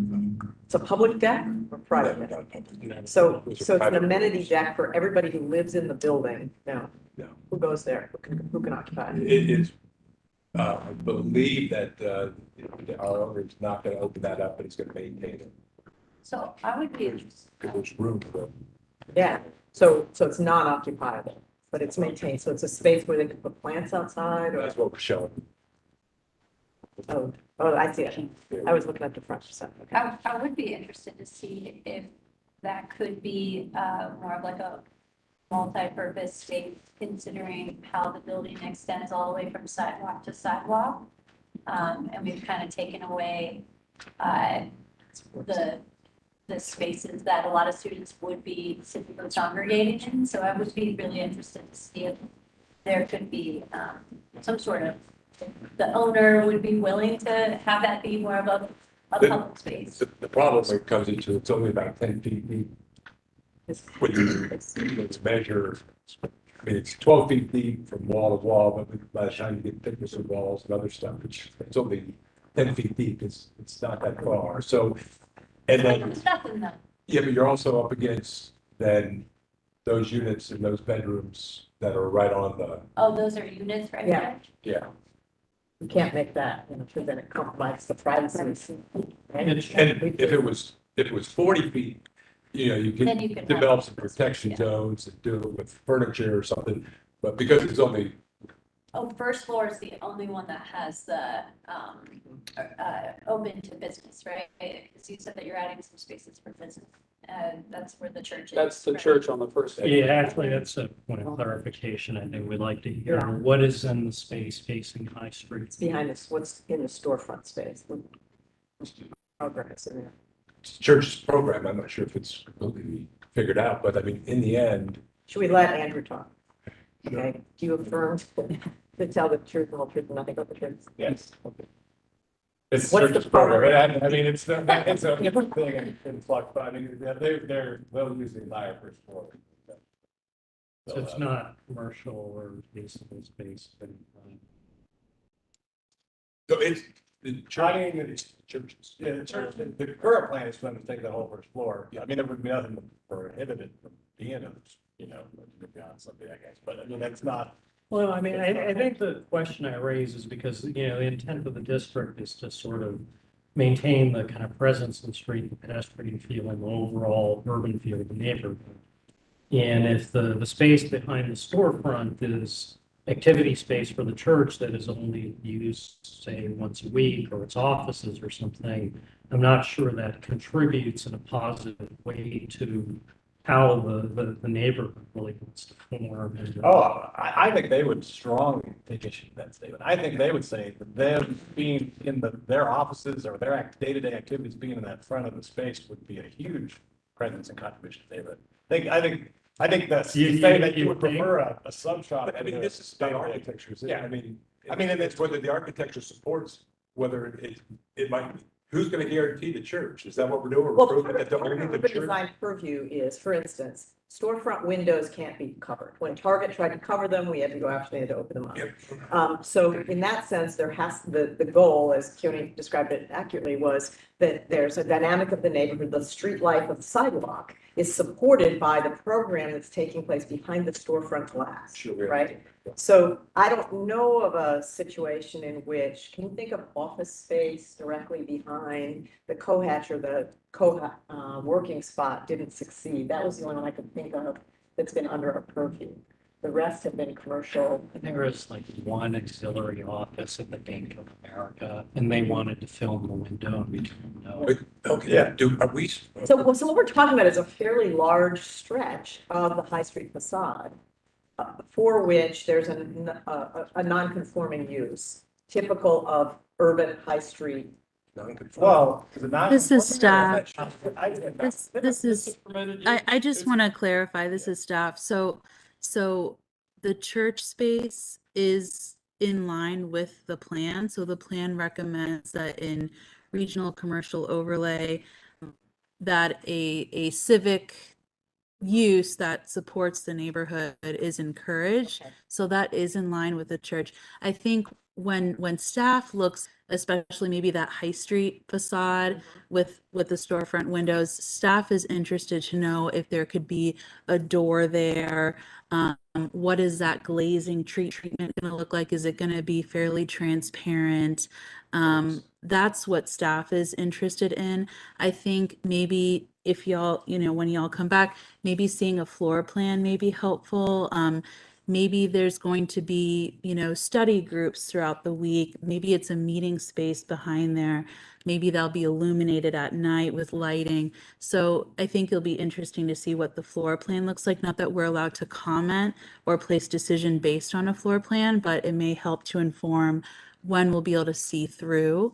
And it may be helpful to know how that Front Street facade the glazing, if there's an entrance or not, and then how that front facade will be lit as well on the Yeah, exterior. I mean, I think to your point, Elvis, we're not going to tell them how to first floor, but the way in which the spaces do or don't support the urban feel of the site and transparency in the building do matter. Right. You do have purview there.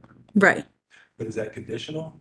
Conditions. Is a floor plan conditional? No, Or use absolutely type not. conditional? No. Well, I mean, as someone, I think we talked about the floors. I think it's more trying to help you guys have to say, hey, if the expected, if there's an office that needs frosting the entire way, that's not going to get approved. So that floor plan's not going to work for your client because we're not going to approve frosting on the whole glass. It's not to say that there's an office and it's open and, we're not going to say, hey, you can't have an office on High Street, we They can't can have approve shades that. too. And they can have shade, but you can't say, hey, it's gonna be totally frosted, Yeah. non-transparent glass. And so that helps with understanding what's going there and what's gonna be future expected. And then the doors and, all that. Lighting. At least for me personally, doors are necessary. I think it would be nice, but it's just understanding how that's broken up, you know. I mean, if it's a community room, maybe it's better than if it's an office, you know. And again, we're not showing doors only because we don't have a program, right? And then you have that door might be on the left, the door on the, but what we're trying to show and demonstrate is a fenestration that's capable of taking a door tomorrow or 6 years from now. And that there's a transparency because it's engaging the street. It's on the street, it's on the right of way, and it's got a fenestration that's adaptable, because there's no guarantee that the Baptist church will be there all the time. They might have to sell it. Is this going to be an appropriate for High Street? We think it is. And that's why we kind of drew it this way. Yeah, maybe a little more closed where the sanctuary is going to be on Norwich, which we thought felt that was more appropriate. It's more in the residential neighborhood. So that it, things do go bad for the Baptist church, then they can modify that. But that High Street corridor, it being responsive to what the university guidelines specifically says. And we were expected to be transparent. So I think that between might the, be helpful to convey this conversation to the church in terms of the way they think of using. Well, that space. but I think I would like some clarification, because I think their desire is for you to walk by and see the day-to-day activity of the church happening in that front space. This board has a problem with that, because they're going to be phones and trash cans, because there will be, and computer cords and beanie babies, because there probably will be. I mean, they won't be on the window if I have anything to say about it, but they're going to be in there. If that's a problem for the board, that would be important to relate. So I think they, I think the key word you use is activity. yeah, and so I think that's what they want, but I get the sense there's not. Until we see a floor plan, we have no idea. But- They're just words. But is really, that the under floor the plan purview could change in 6 months. There's no. A floor plan is helpful to see where window openings are and to make sure that the Yes, I mean, come on. typically, so with conceptual reviews of architecture, a floor plan isn't always necessary. It can be helpful, but when you come for your final vote, floor plans are typically provided. And that's just so when we look at the elevations, we can say, oh, their elevation shows a door here and the floor plan is confirming that as well. So that's why we typically see, floor plans. And then they can also help to paint a story of why what's going on the outside is designed that way, because you kind of understand what's going on behind the wall. Now, like I said before, no vote or we can't make choices based on the floor plan, but it helps us paint the whole picture and then to validate where those punched openings are. I misunderstood. I know you need a floor plan, but I'm wondering if you need a programmed floor plan, or is it a shelf?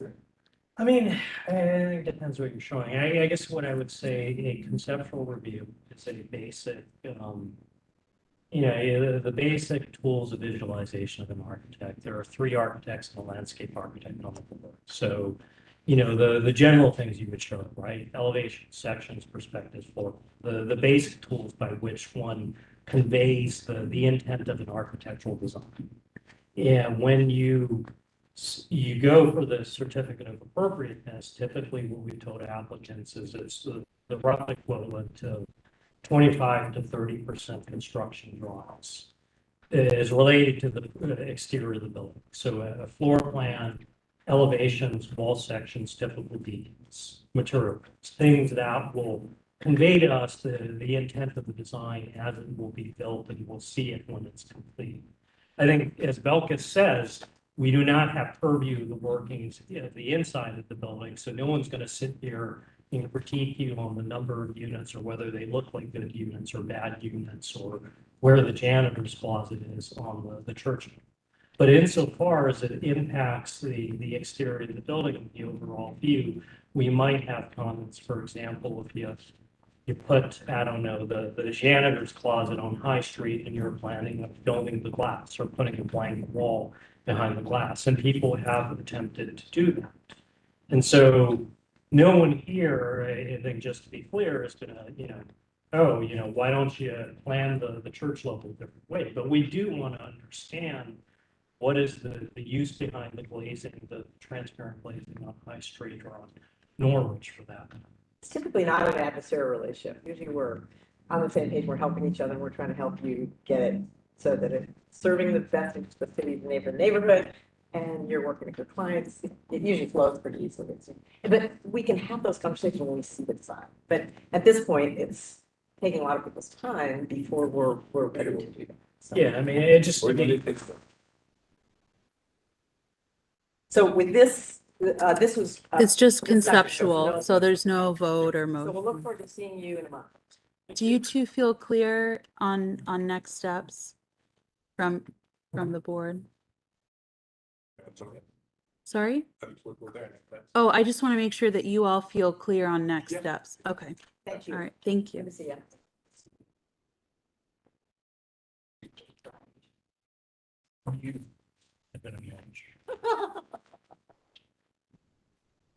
Would it be out of order for me to make up the general comments? I am reminded of recently former member of the review board, Pasquale Grado, who makes the point very strongly of how easier it is when the two boards work in sequence instead of simultaneously. I mean, just to be clear, that was a tradition that I think Pasquale and Doreen, because they had been on the sea, like the sea. I think there's nothing within. I don't think it should be binding, Yeah. but I do Right. think there are advantages and Well, avoid some ambiguities. I think in this case in particular, because to your point, the UAC sees the entirety of the project, whereas we only see a portion of it. I think it makes a certain amount of sense that the UAC has the lead, and that's part of the reason I was personally comfortable weighing in on a project that had been. I'm still on the committee, I'm not the chair, but I will work with the chair to move along as quickly as possible. All right. KB's officially handed over. Okay. Let's take a breath here. So we're gonna move on to conceptual application UID 23 01 009 A and B 1493 North High Street. Okay. And I do want to note that there are folks that want to speak to the case. So when we get to that, So as a point of protocol, because I think we've done it both ways, where do we think the right place for the for folks to speak is? I think it may be good for me to present, the applicant to present their case, and then after they present, then everyone can speak, and then y'all can dialogue. Sounds perfect. Thank Okay. you. All right. So 14, oh, and All then, right. yeah. Yeah, I just go, yeah, and then you'll come back. 1493 North High Street is located at the corner of West 9th Avenue and North High Street. The 0.59 acre site consists of 4 parcels, which are developed with a 2-story brick mixed-use structure built in 1920 with a 1980 addition on the rear, a single-story commercial structure built in 1915, which was heavily modified in 1969, and a commercial structure built in 1943, which was heavily modified in 1973. The applicant is proposing to demolish all buildings on the site to construct a 6-story, 72 feet multi-unit building with 95 dwelling units and 120 beds, and an 85-space parking garage below grade and a half-story above grade, accessed from North Wall Street. The structure will include a mix of studio, 1- and 2-bedroom units, as well as street trees along West 9th, covered bike parking, a lobby, and amenity spaces. As such, the applicant is seeking conceptual feedback for variances to support the proposal and feedback on the conceptual design. The proposed variants include to permit the proposed apartment building with a maximum of 95 dwelling units and an accessory leasing office without ground level commercial use, to permit dwelling units above the parking garages without adjoining commercial uses as specified, and to reduce parking spaces from 60, which is 120 beds at 0.5 spaces per bed, to 49 spaces. And submitted conceptual materials include a variance listing, site map, site photos, site plan, floor plans, and elevations. And UIDRB staff has also included an aerial photo of the site looking north from the 1980s. So if we look at the proposal, if you go to the first page there, okay, and scroll down. So this is a list of variances to start off, and then scroll down. And then this is the site plan, showing the site there, those parcels, and then these are existing photos of the site. And keep scrolling. And then we have the site plan there. Going. More floor plans here, yeah. And then here you have the elevation. So this is the High Street facade. Going. Elevations. Yeah. Yeah. And then this is the aerial from the 1980s. So after review, the proposal is generally consistent with the recommendations of the university plan, but is not consistent with recommendations for the preservation of contributing structures.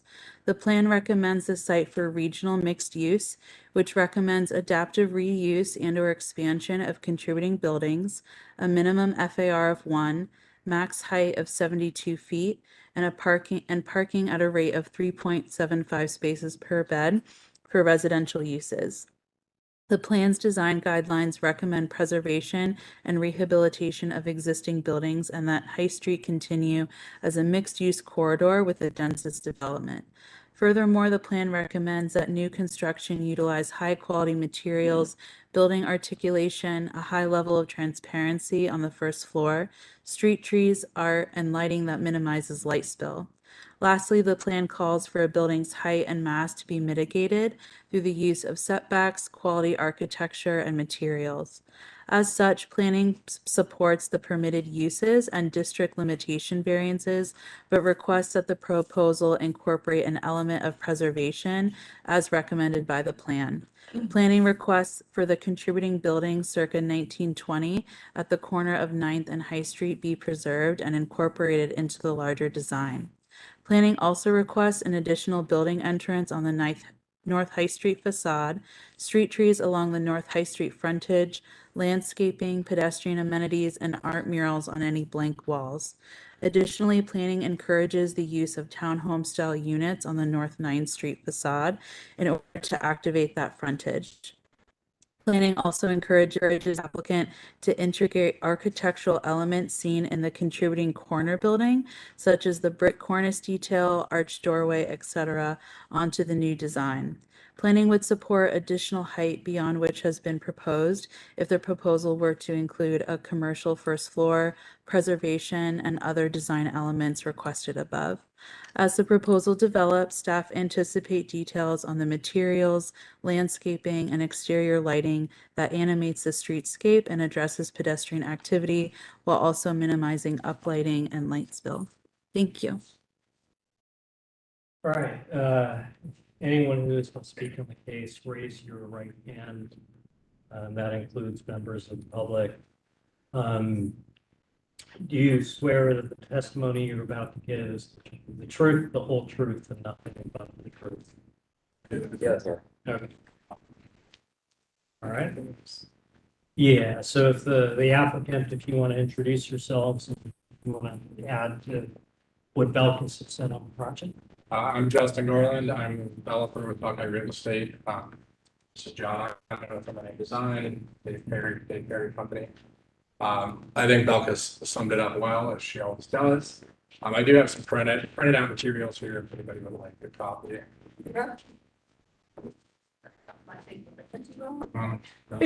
Well, he's doing this. About that time. Thank you. Is there a way we can go to start the conversation to the Google image that was just up there a minute ago? Because there's contextual things that I think would be helpful for this conversation. Yeah. The actual. Which image? Oh, the Google image? Yeah, that one there. Okay, yeah, perfect. Thank you.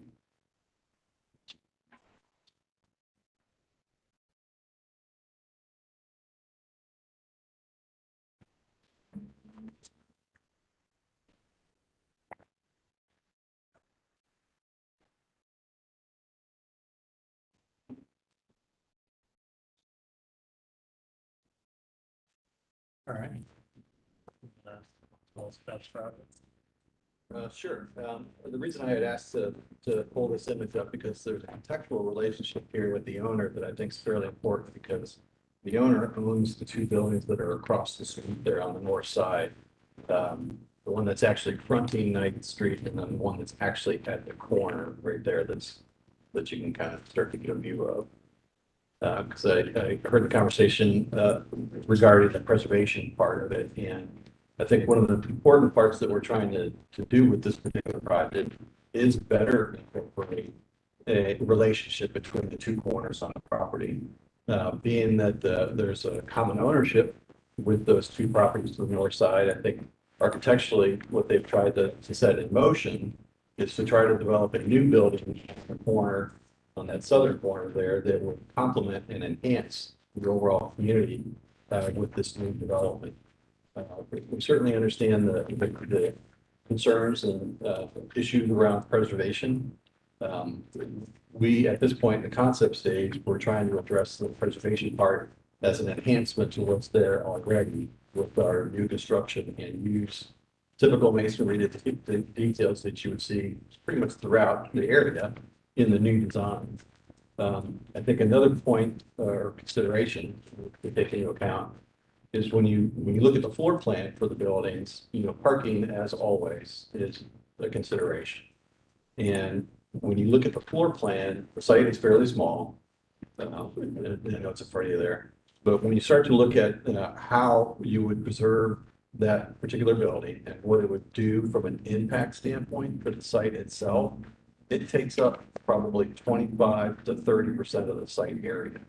So it would drastically cut into the footprint that's available for new construction, and it would have a drastic impact to the actual parking, let alone, how we're trying to address the frontage, the main entryway being the actual corner itself.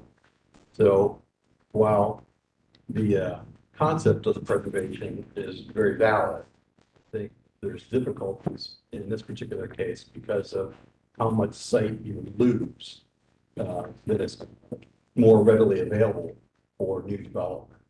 So I think the goal of trying to bring the two corners together, I think is a valid goal from a concept design standpoint. I think the footprint of the building and the parking consideration is something that really does need to take into account from a planning standpoint, use of the site area. As property owners, they have umpteen properties around the area. They deal with parking problems and tenant problems all the time. Originally, their goal was to have more parking than what we're currently showing, but through the process, that's gotten carved down a little bit, but it's still within the guidelines of what the district calls for from a parking ratio standpoint. From a property owner standpoint, more parking is better than less. What's your intended market?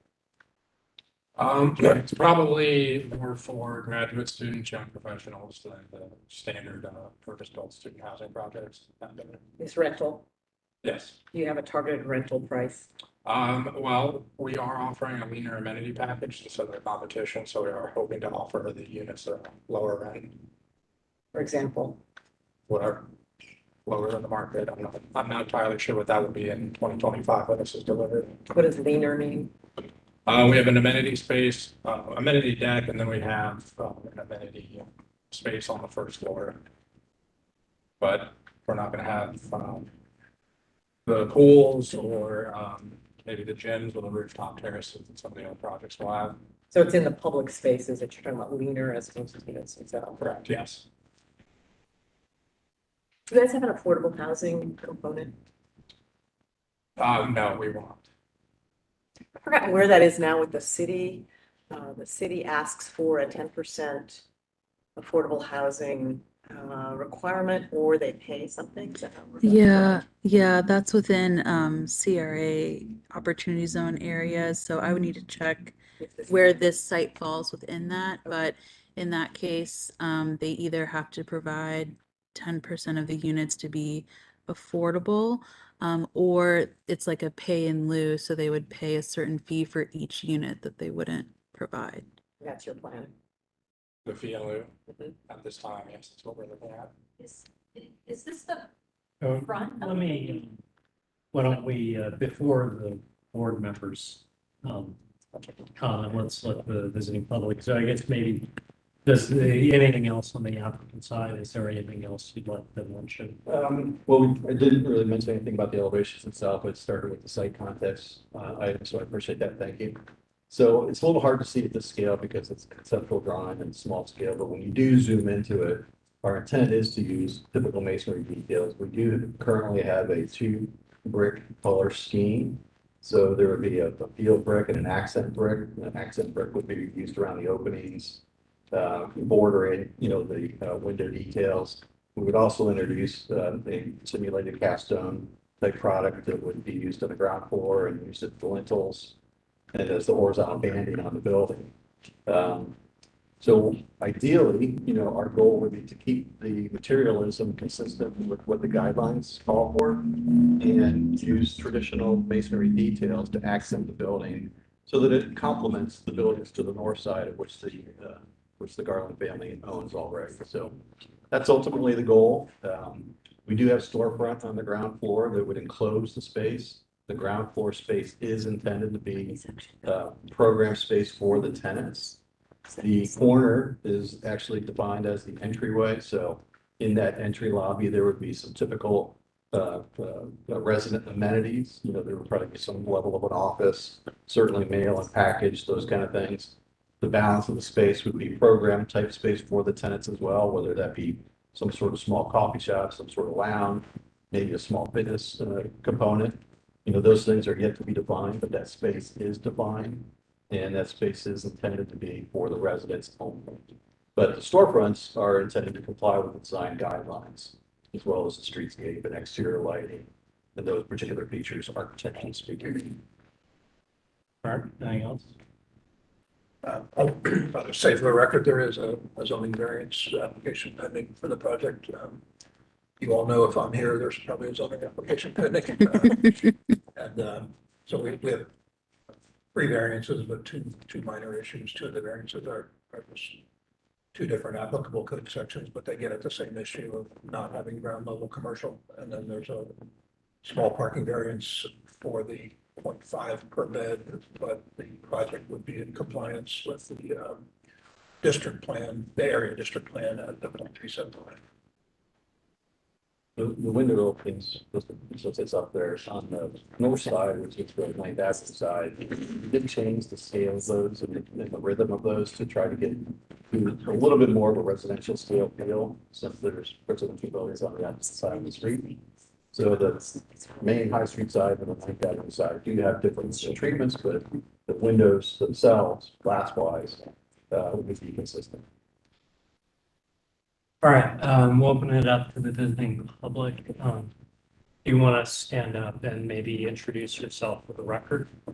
Hello, I'm Emily Lowe's. I'm an OSU law student, so I'm part of the graduate demographic that they are supposedly marketing towards, which gave me a little bit of a chuckle. I'm sorry. The combination of marketing towards graduate students and then being unable to give even a ballpark of what the rent would be already makes me a little bit suspicious.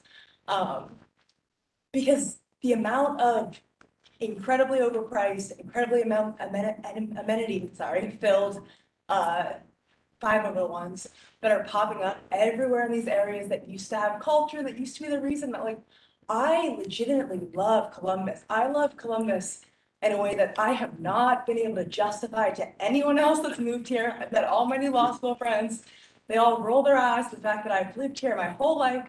Both my parents went to OSU. I went to OSU for undergrad. I got into Columbia Law School and NYU Law School. And I went to OSU Moritz because I love Columbus a ridiculously stupid amount. And I want to stay here for the rest of my life. And the reason that I want to stay here and I love this place so much is places like those commercial space, mixed spaces, which are two immigrant-owned businesses, and then Beer Stew, which is where my parents met, which is a place where you walk in at 3 p.m. and there are 10 people who all know each other, who only met because they were there, talking to the bartender by name. You walk in and she greets you and she remembers where it is. And I struggle to see how this sort of proposition would benefit the community in a way that these spaces with legitimate soul that foster legitimate relationships between the community don't. I can't wrap my head around the idea of these coffee spaces that are only for tenants who can pay, and we know that it's going to be what, $15,000 a month per studio minimum. Like there is no way that these are going to be remotely affordable to an actual graduate student budget. I fail to see how those spaces that are exclusive to that minuscule percentage of people that can pay that foster any sort of community. And the idea of trying to create buildings that are ugly, but are attempting to look like they maybe fit in with the other buildings that are there, instead of just keeping the buildings that actually do fit in because they were made at the same time and because they have the same legitimate character. It is mind-boggling to imagine spending this much money trying so poorly to recreate that sort of look, that sort of feel, that sort of legitimate culture that makes Columbus a place where people want to stay, where I want to practice law, where I want to live and improve the community. And tearing these spaces apart, replacing them with ugly buildings that serve the top 5% of people is not what encourages people to do that. It's not what encourages people who genuinely love their communities to stay and reinvest. It encourages people to finish their degrees and get out of here. Thank you so much.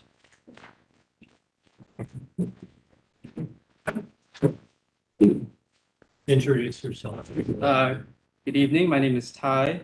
I reside in the University District, a couple blocks. Ty Kiatathakom. I reside in the University District, a couple blocks west of this site, actually.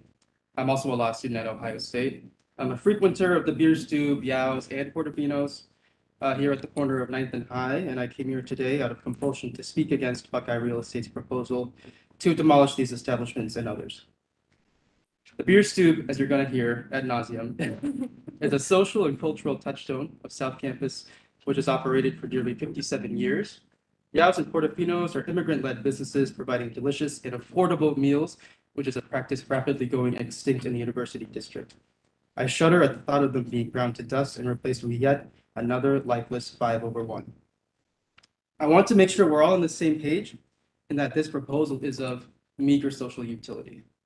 Certainly, it will not alleviate the housing crisis because the people who suffer from it most are categorically distinct from the kind of people who inhabit $1,000 plus apartments on the High Street corridor.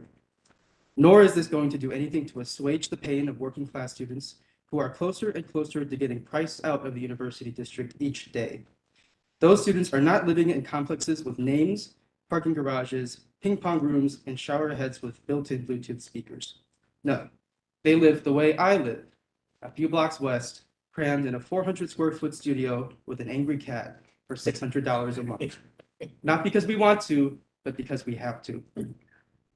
I share several of the traits of the type of person that the city of Columbus purportedly seeks to attract. I am a transplant who came to Ohio in hopes of making it my permanent home. I come from a blue-collar immigrant family of color. I am involved in civic life. I am on my way to become a high-skilled worker who is relatively okay with being heavily taxed. I can attest that myself and people like myself, graduate professional students, knowing them rather intimately, unfortunately, and being one of them, unfortunately, we are not going to live like the one Buckeye Real is proposing today. These apartments will sit empty, as so many of their counterparts sit empty at this moment, or they will be inhabited by early 30s failed sons with an appetite for 18-year-olds who are probably crashing their Teslas to a short north steakhouse as we speak. The University District is already replete with social and cultural dead zones. We ought to preserve what little personality remains therein. Thank you for all your hard work and for your time spent in consideration of what is best for our city.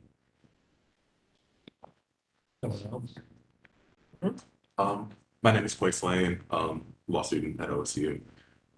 Recently moved here from Detroit, Michigan, and I think I just want to highlight the fact that these are a very low social utility, like high. I could see it being a benefit if maybe there was some like public space on the first floor, maybe somewhere to build community. But like Em was saying, I don't think that there's much value in trying to replicate that when that already exists. Realistically, this only serves to harm the community. I don't know, one of the best parts about college, right, is that you get to go, you meet a bunch of people from a bunch of different walks of life. There's a real diffusal of like the social stratification that happens nearly everywhere else. And more and more and more that's happening in places like Columbus. You see like what used to be a place to go get a drink or go get pizza or get like an affordable meal. And it turns into to access because it costs $1,500 a month to even walk into the first floor. And I don't know, I think if you want to build community, if you want to let people know what it's like to live amongst people from different walks of life, you don't have places like this. That's it.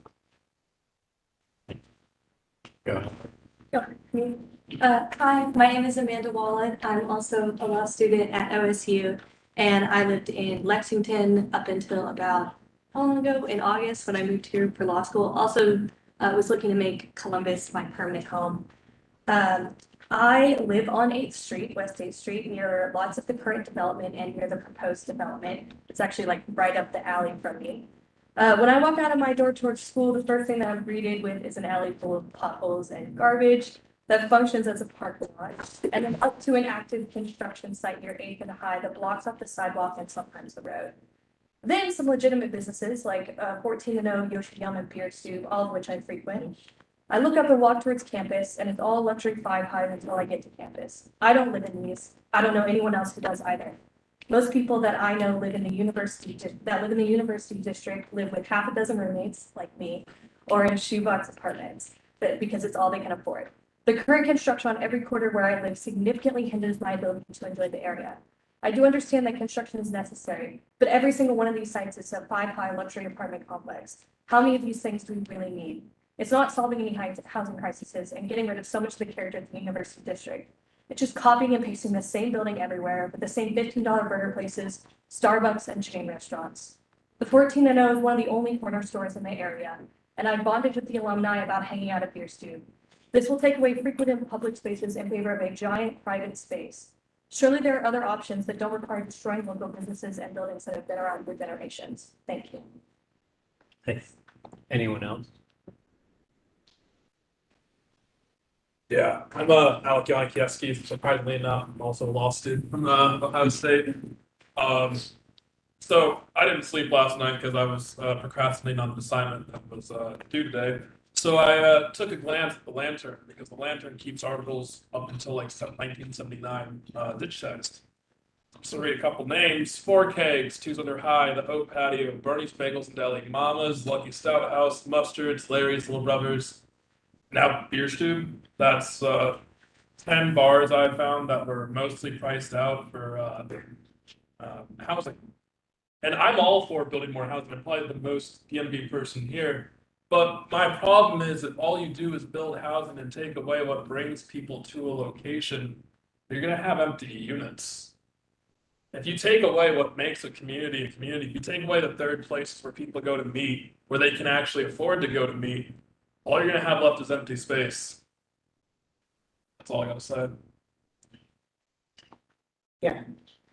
Hi, my name's Stu Becker. I'm also a law student at Ohio State. Would you mind going back to the Google Street View? Yeah, so I was an undergrad student here between 2016 and 2020. So I remember there was a Lucky's Pub, and then just south of that, there was an Army Navy store that I never went into. That this construction lot that you see occupies the lot that those used to be in. I think if you tear down these buildings, that'll kind of be the last form of the old culture of this block that exists. I think, when I remember being in 2017 and walking up and down the street compared to now coming back to law school and walking up and down the 501s, like folks before me said, these aren't public spaces. They're not welcoming. They don't feel like a place that I would want to meet someone, hang out, develop the kind of relationships that you do at a place like Beer Stoop. And most importantly, I think, these buildings you talked about, it was revamped in the 60s, built in the 1910s or whatever. It's still here. It still looks great. Whereas these 501s, how is that going to look in 20 years? Like it's built for now and you're trying to adapt it to the space that it's in. But I think, you put them up now and they're nice and fresh and they have the big signs saying, first month's rent is free, come live here.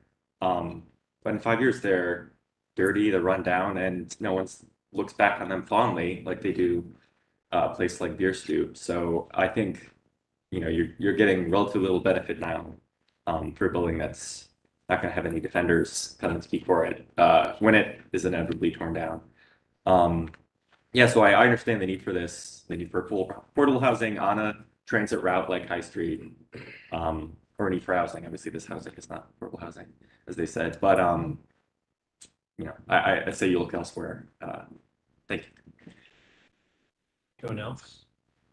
Just finish it off by saying, I feel like everybody is pretty, sorry. I'm Mackenzie Case, also a law student at my state. I feel like everybody's pretty much said what needs to be said, but I also couldn't help but notice when I looked at the floor plans that it was mainly one bedroom, which I think we've already kind of, established that it's not going to be affordable housing, but I think that just really highlights it. I think there was one studio per floor that was put on the plan, and then I think 5 2-bedrooms, and then 13 1-bedrooms, and 1-bedrooms that are going to be priced in like 1700s and stuff like that, where I'm lucky enough that I am able to live in a building actually pretty similar to this, but I live downtown. I do still have to have a roommate to be able to afford that.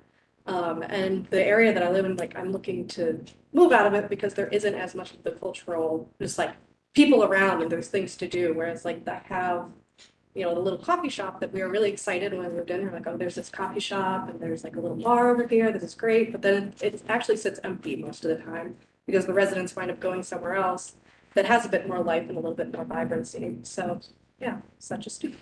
And this is staff. I also wanted to note, there are 4 or 5 emails that came in regarding this site for public comment.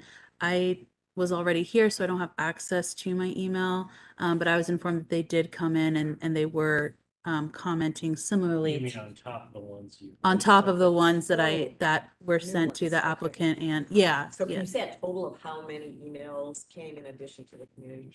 Oh, in addition to what, oh yeah, so, total emails. Because I read through. 4, Yeah. 6, 7, 8 or 9 total. Were they from law students as well? They didn't disclose. They likely were. Almost all of Lawrence is deeply horrified. It is in the halls right now at I'm Lawrence. certainly curious. The horror. Yeah. What's our? Do you want to respond? Well, sure. First of all, I've been in Columbus. I went to Ohio State as well. I was here in 1979, so I've been to the Beer Stew, I've been to Papa Joe's, me, Mr. Mustard, all those places were places I went to when I was here. So I get their comments, but at the same time, what they're probably not aware of is that the university has made a very strong intention over the last 2 decades to try to densify High Street corridor. There was such an influx of mass housing back in the neighborhoods, the community, that the university took it upon themselves to find ways to replan the High Street corridor so that there was more density, more housing along High Street, so that there was less pressure on the communities. And that's been, in my opinion, a fairly successful initiative because what you do. Okay, that's fine, but what I see, I live there. Okay. I live on the Ayuka Ravine at Okay. Indianola. It has not worked. Okay. It has not worked. The party houses, Chittenden and moved north. It has not worked. Well, what I've seen is that there are more families living within the area. And that's what's been surprising to me, and maybe No, it's the streets. no. that we drive That's on. absolutely not true. We are less than 9% owner occupied. Actually, because I used to live in 91%. East Oakland and there were more families. I lived That there. have left, yeah. You need to check your data. All right, well, let's open this up to the board for comments now. So you said that there's supposed to be more details that are actually not presented on this document. Is that what you had said? No, it's just what my comment was that this drawing is a very small scale. And until you actually zoom in, you know, if you're on your computer, you'd be able to see a little bit more of the detailing that we're intending. It certainly is still a concept drawing, so those details still need further development. And this is staff, so it's my understanding, staff had made the comment of, staff is looking for a building that's maybe inspired by the existing architecture that's there. So for example, some of the buildings you see, the arched doorways with arched brick and different types of brick patterns. You see brick extrusions and different decorative patterns. And so staff, had that feedback. And so the applicant, and correct me if I'm wrong, the applicant wanted to note that at certain levels on the elevation, they've made different patterns with the brick by, turning it on its side or vertical versus horizontal to make, different decorative patterns. Is that? Yeah. Yeah, exactly. So I just wanted to clarify that a little bit more. Can I ask?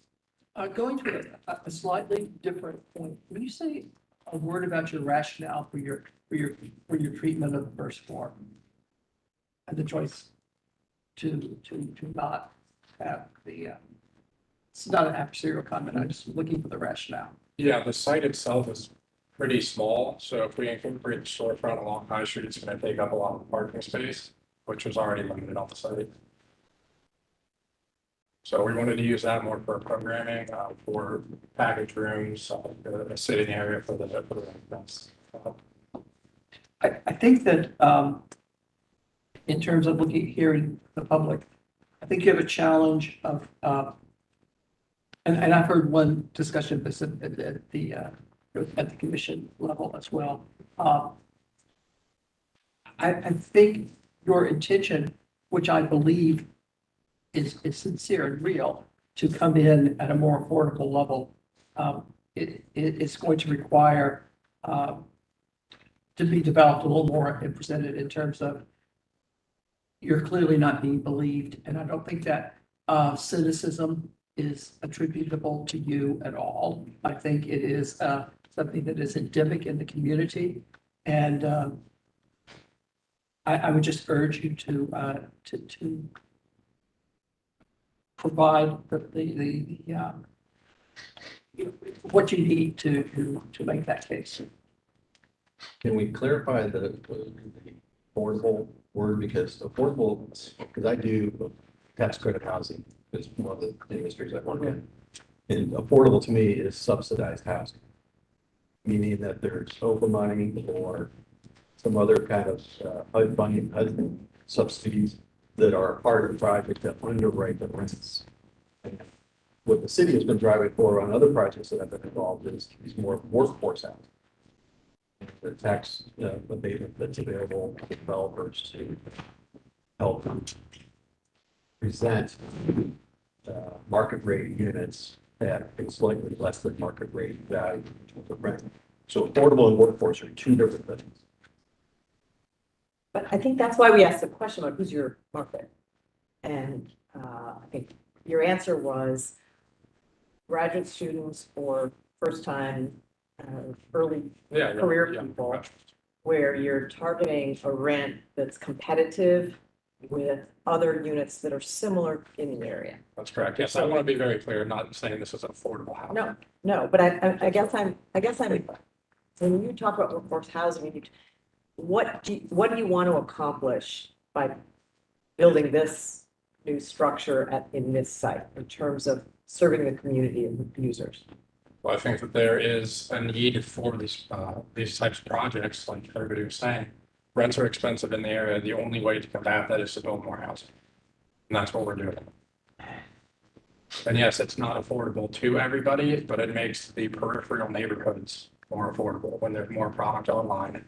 There's more product online, and it lowers the rate of the rents.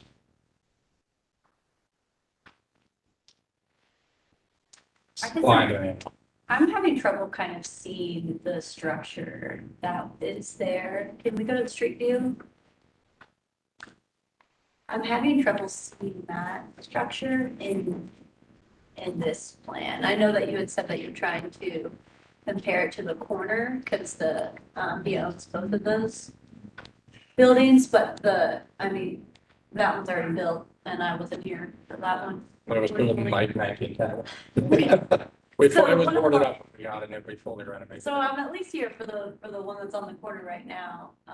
And I'm struggling to find that in here, so I didn't know if Well, it's if you not. could speak to. I mean, the intent is to remove that building from the site. And the design intent with the new building is to use traditional architectural details, elements, and materials in such a way that's consistent with the guidelines of the university, and also something that would complement the properties on the north side of that corner. And then what was the recommendation from the city? We had several. The main recommendation is that we're looking for an element of preservation on the site, specifically this building. So looking to preserve that building and incorporate it into the larger design. And then, if that, alternatively, I guess, less desirable option would be to maybe gain more inspiration from the architectural details seen in this building, such as the arched doorway in the front there, and then especially this cornice line with the brick extrusion, the corbel, yeah, with the brick extrusions there. So taking inspiration, or like the lentils you see, so taking more inspiration from that and incorporating that into the design, which I think they've started to do, which staff recognizes and notes, but just, continuing in that momentum. And then in addition, the things we typically ask for, pedestrian amenities. And then as you turn the corner going down 9th, exploring the idea of maybe some townhome units. I understand that cuts into the parking, and there may be challenges there, which is why we're encouraging that idea versus asking for it. But the main piece is looking for an element of preservation, and then plan B is, getting more inspired with the design. Bill, because I want to address that issue because we say preservation, we sometimes mean different things or have different value systems behind it. And so what I heard from the community members is that, a brick pattern isn't what's meaningful.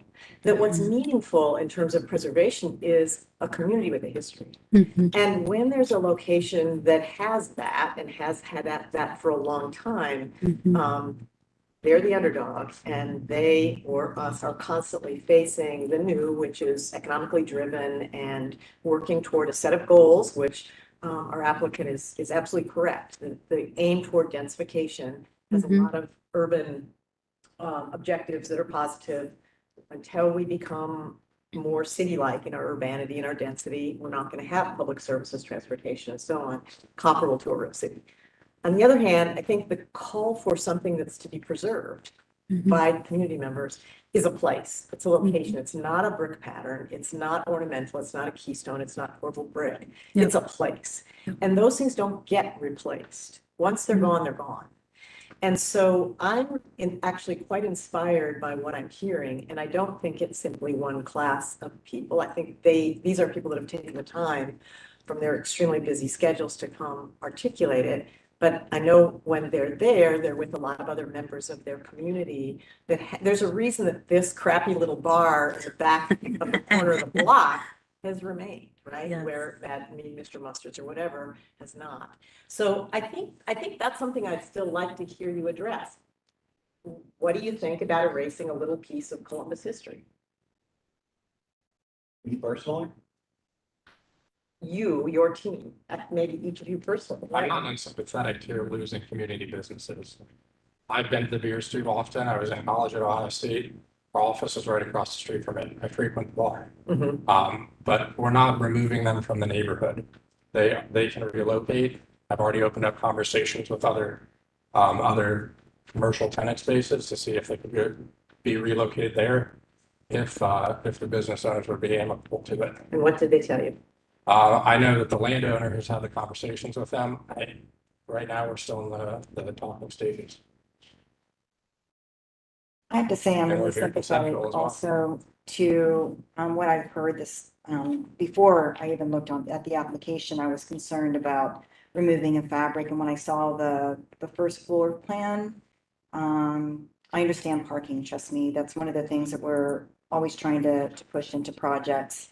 But it's a balance of unit mix to parking. Every project's like that. Every project that I design is like that. Every project that's presented. So if there's a way to look at the balance of number of units and parking and somehow preserving a community space within this particular area, because right now it's all amenity space. It's narrow along High Street. It's going to see no activity. We're not going to see any activity, which is something that we want to see on High Street. There's amenity spaces. It's going to be probably some, I don't know, maybe some mailbox areas, a little lounge seating area that never gets used, and that's going to be it. And it's not what we want to see on this board. We want to see something that's going to be activating the street. And these establishments that these students frequent is exactly that kind of space we want there. If those go away, that's going to be a very dead section along High Street. I also think, I agree also that the preservation is not necessarily the corbelling of the brick, but it's also looking at how we use the brick in the articulation of it. And we do see a lot of this copy pasting of architectural styles along High Street right now, which we heard earlier that, it's just part of the fabric of the university. It is not. The university has a lot of dynamic elevations that are completely getting omitted, and we're getting the copy paste elevations that we could see them anywhere in Columbus. I'm seeing them along Lane Avenue and up Arlington. I see them over at Bexley. I see them down along Goodale. I mean, these aren't unique, no longer unique facades. They could be anywhere in Columbus, Ohio. We're better than that. Explain to me the economics of structuring parking with the floor underground so you can meet your parking variance and then having commercial real estate on High Street. The structured parking was the original intent, but after we got a little further into the budget, it's difficult. Give me more perspective, like how bad is it and what? How bad is it? Right. I mean, my preference by far would be with the city guidelines that there's commercial front space or space that has the potential for being public, active, contributing to the quality of life on High Street, which your plan is not going to do. You get that. I do get that, but I Okay. can also argue. I'm sure you can. There's a lot but of if we at vacant least, storefront. Okay. okay, but if we really start from that, because commercial storefront rental, I don't know what it rents for, right?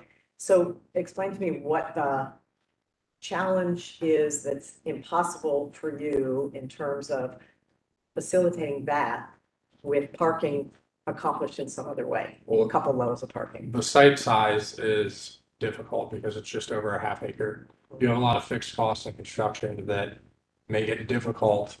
You've got the movement of traffic, you've got cranes, those are all very expensive, and that's not something that's unavoidable on the site. So when you add in those costs with a small site like this, you can't get the density in there that's needed. And you can go up higher, then you have to do another concrete podium floor, which starts it's almost a wash. The other thing from a building plan perspective, we did a study for a 2-level parking structure out here, and we can barely get it to work from a floor-to-floor perspective, from a ramping perspective. The ramp. Yeah, the And the range. ramp was like at 16%, so I mean, we're barely within, tolerance levels. If you reduce the footprint of the parking area, you can't get a second level. So you just can't get it. You don't Somebody have, could make it a affordable car elevator. we've looked into that. I did the whole study. Not affordable, yeah. I mean, it's out there. They're for all sure. over Amsterdam. There's Yeah. lots of them, but just Definitely, United States, not so much, but they're not cheap either. There's huge maintenance issues, there's operational issues, because you have to have staff, so. And I'm sympathetic to the performa that you have developed and have to satisfy. But my job is to look at the development of High Street. And I don't see this contributing. I mean, I struggle with the proposal, and I'm gonna limit my comments specifically to our purview as a board, because I think the conversation's been a little wide ranging, but the intent of the board is to sort of preserve the neighborhood and make it better and sort of guide development in a way that is positive for the overall neighborhood. I think the challenge, I think there are a couple big challenges. One is the economics of the development I get. I get why wiping the site clean and building a 5/1 is the right approach from the standpoint of return on investment. I don't think it provides much of a return for the neighborhood. I think the attempting to put in some brick details as a sort of replacement for demolishing the corner building is not much of an improvement. And I think it goes to something else, which is the scale of the buildings that comprise the neighborhood, right? You mentioned the site is small, maybe the way you think on developing the site is a little different than trying to get a typical 5/1. And I think that's an economic consideration you all made, but I don't think it gets you buildings that do the right thing for the neighborhood. I think the other one is just, the two variances, there's a reason C4 requires commercial. Like the life of the neighborhood and the street is in the provision of these, as one of the law students said, third spaces they're not public spaces, but they're spaces where the public can go in the form of commercial spaces like restaurants and bars and other things. And an amenity space for the occupants of the building is not a public space. It's not a third space. And you're not the only one. And it's unfortunate you've got a tight site, but essentially you've got a parking garage at ground level with a thin slice of something along the front to conceal the parking garage. And I have to admit, as a matter of precedent, I don't see how that is going to be something I'm going to support in the district, because I'm not going to want to see anyone else do it after you. So I'm having a hard time buying the arguments and the variances as presented. Well, one of the difficult things about retail is getting a good retail space that is leasable and stays leased on a consistent basis. One of the difficulties with this particular site is the size, without a doubt, and the parking. And if you can go back to that. So, I mean, that is fair. And the thing I would offer, which isn't going to help Mr. Garland, is that I am flexible on the amount of parking that's provided on the property.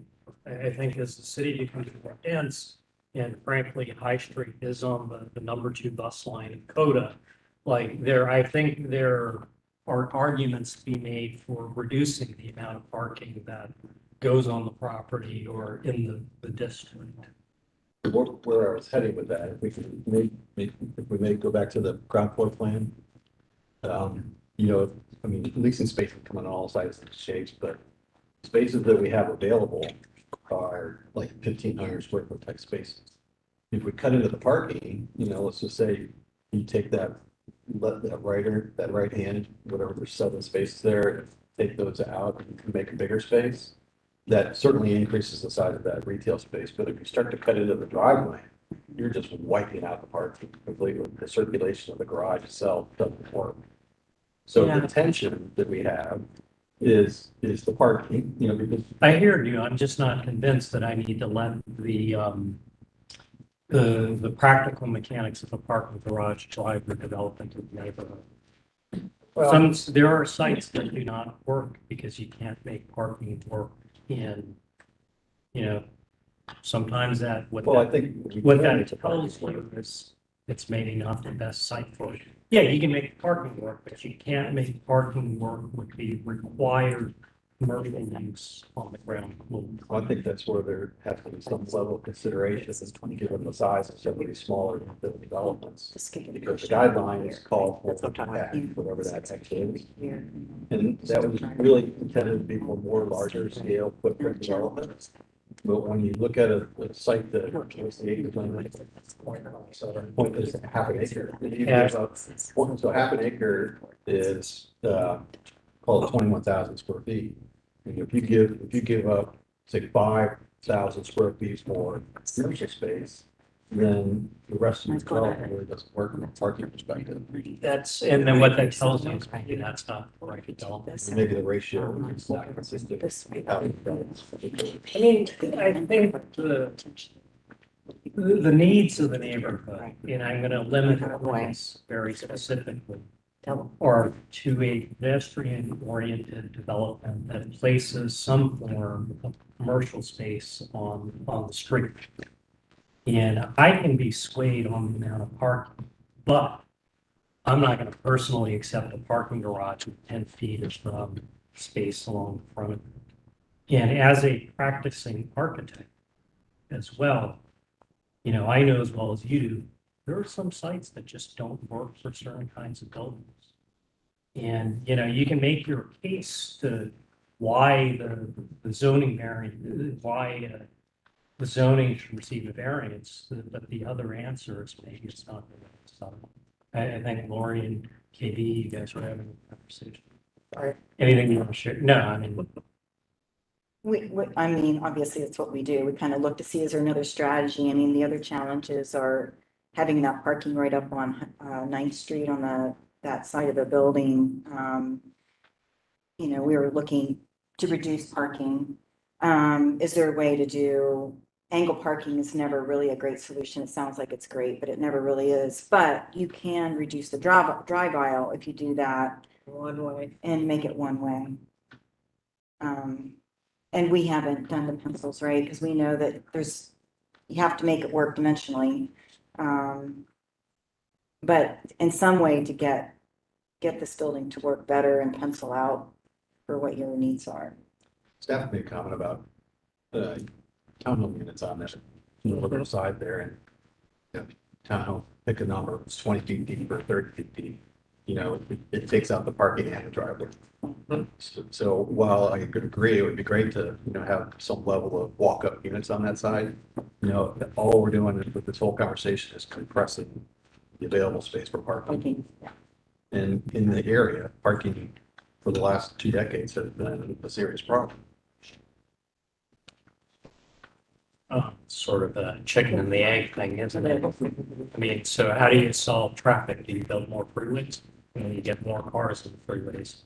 Or is, the pressure part of the way you convince people to use public transportation? Or We don't have any direct connections to the political people of the world, so we can't make that decision. Our reality is that we are still relying on vehicles, though, unfortunately. Or what? It's the reality that we still in Columbus are relying on vehicles. Well, the reality Use is, vehicles the reality to have is, a marketable building. the reality is you have a zoning code that asks for certain things on the site. And you either make a convincing case as to why we should support a variance, or we can stick with what the zoning code asks for. Well, that's why we're here tonight to talk about it. We don't hear your opinion on it. So is it clear? Have you received the feedback that is useful to you? It would help me to understand what amount of commercial space you're looking for. For me, the commercial space should be viable, and you guys understand the market better than I do, but areas that you can get clients in, that you get tenants in, that will make those spaces work, whether they're coffee shops or any other kind of, unfortunately, it seems like coffee shops is all there are anymore. I would like to see bookstores. I would like to- Photography studio. Say it again, photography studio. Did I so- find a tenant? So did I find a tenant? Maybe. I mean, I can't afford on High Street right now. That's why I'm off of Fourth. Yeah, I mean, that's your business. I mean, you're the ones that know that. That's not something that I can prescribe in any way. All I can tell you as I follow the guidelines of what we're expected to work within is an active street front where people are drawn to the activities that are happening along that street front. Now, the irony is, right, that already exists. There's already an extremely successful business there for decades and decades and decades, and you're gonna take that away to do this. So that's still problematic for me. I don't see a solution readily. Well, are we looking for a single 1,000 square foot tenant space? Or That's Justin has, you're the ones in the Bobby business. needs an accessory use. My ability to prescribe or to offer insights doesn't go beyond the glass wall. All I can say is that from the sidewalk, that glazing has to remain open and be places that draw people's attention as you walk by. It could be an art gallery. Okay? Whatever it is that makes the sidewalk dynamic and active. That's kind of a vague comment, though. I'm sorry, That's a little bit of a vague comment. vague comment? Just read the guidelines. I'm only going by what the guidelines Understand are. the guidelines. Keep the sidewalk active and dynamic, right? Keep the glazing open and whatever. I mean, we've been doing this for a long time all over downtown. So we've got Target stores, we've got Starbucks, got banks, we've got fast food restaurants. Those aren't any of the things that I would put in there if I were doing it, but those are all things that fit within the document. You've got CVS, you've got hair salons, right? But if you're producing commercial space, you're the ones who do the market research to decide what kind of space belongs there. So I can't go beyond, you know better than I do. Well, one of the things I do know about retail is the size of the retail space is very critical. And having small spaces is not the leasable space. So it does sit empty, unfortunately, the majority of the time. The tension, as we've talked about, is that trying to create a more leasable environment is going to have a detrimental effect on the actual parking and the functionality of the building.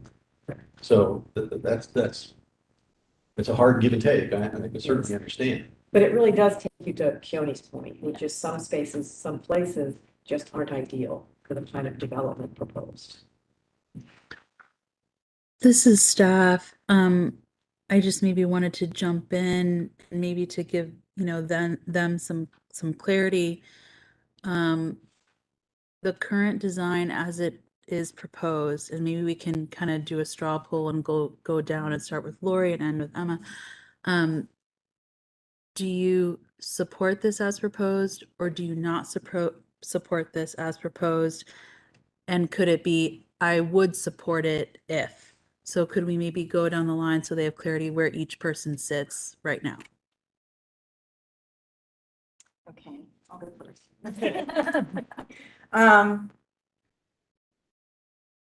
I don't support it as proposed. I would support it if we did find some way to activate a commercial component that was within our guidelines. I would support reduction in parking. And I would appreciate some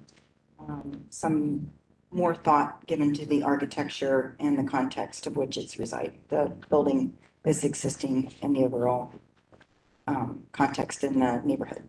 I don't support it as it is. I would entertain a strategy around parking that would also include some number less parking units based on the same value system and goal, which is that we're never going to change if we don't begin to alter our expectation that everybody has a place for a home.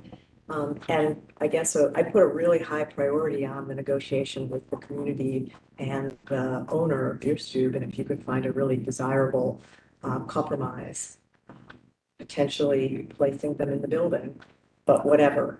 If you could come back and say, we're working with Beerstube and here's a solution to keep that community center, that location going, that would be something I'd be very interested I don't support the proposal as presented.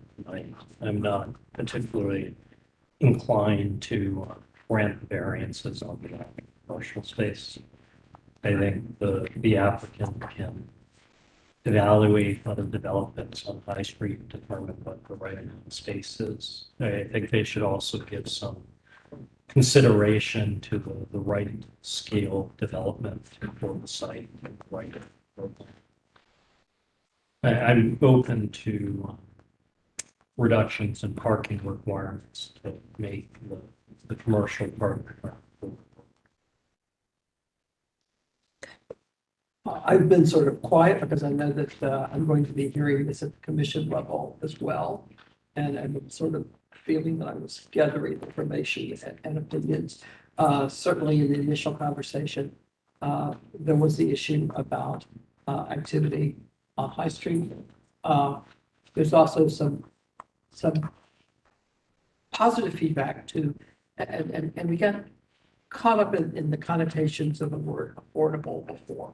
But your intention in coming in under market rate is something that in our initial conversation was positively received.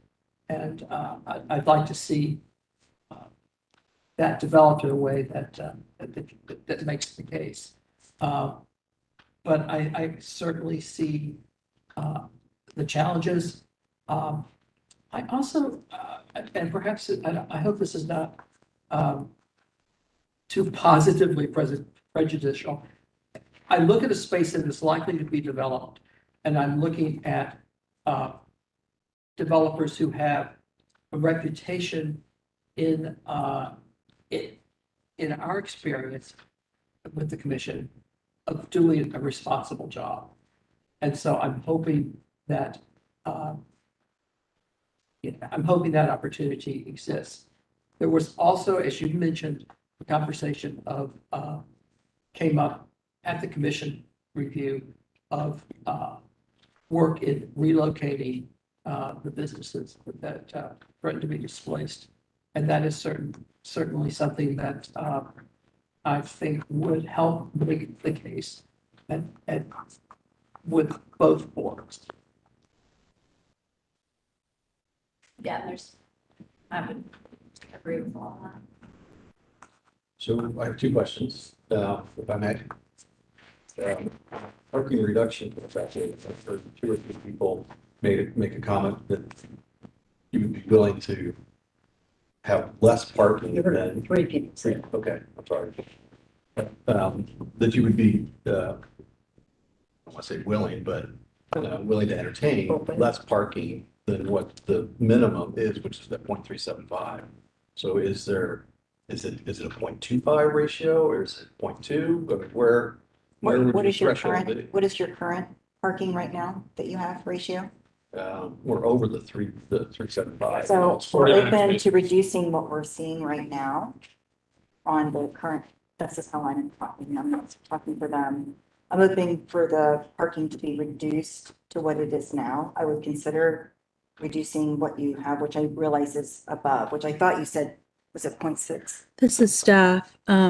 So right now they have 0.8 spaces per bed provided. So you do 100 spaces divided by the 125 beds to get that, obviously. So there's still a lot of difference between 0.8 and 0.3. No, I want to clarify that. Oh. We have 49 spaces provided. Okay. Oh, okay. We would be required with 60 with 120 beds. Gotcha. So that's why, yeah. Yeah, so we're under the 0.5, but we're above the plans, 3.37.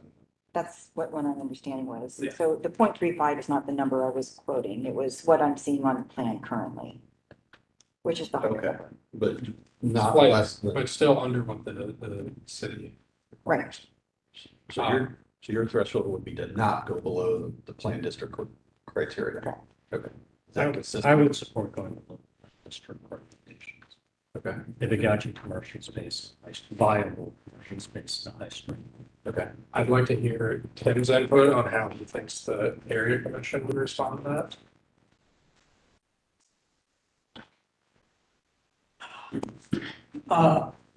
You know well that there's a great deal of emphasis on parking. So I think you have a case to make there. I'm not going to say that all things considered in the context of a strategy that makes this work, that it would not be, that it couldn't be, made to be acceptable. But, you know, as well as I, that parking is a matter of strong interest with the area commission. So that is an additional challenge.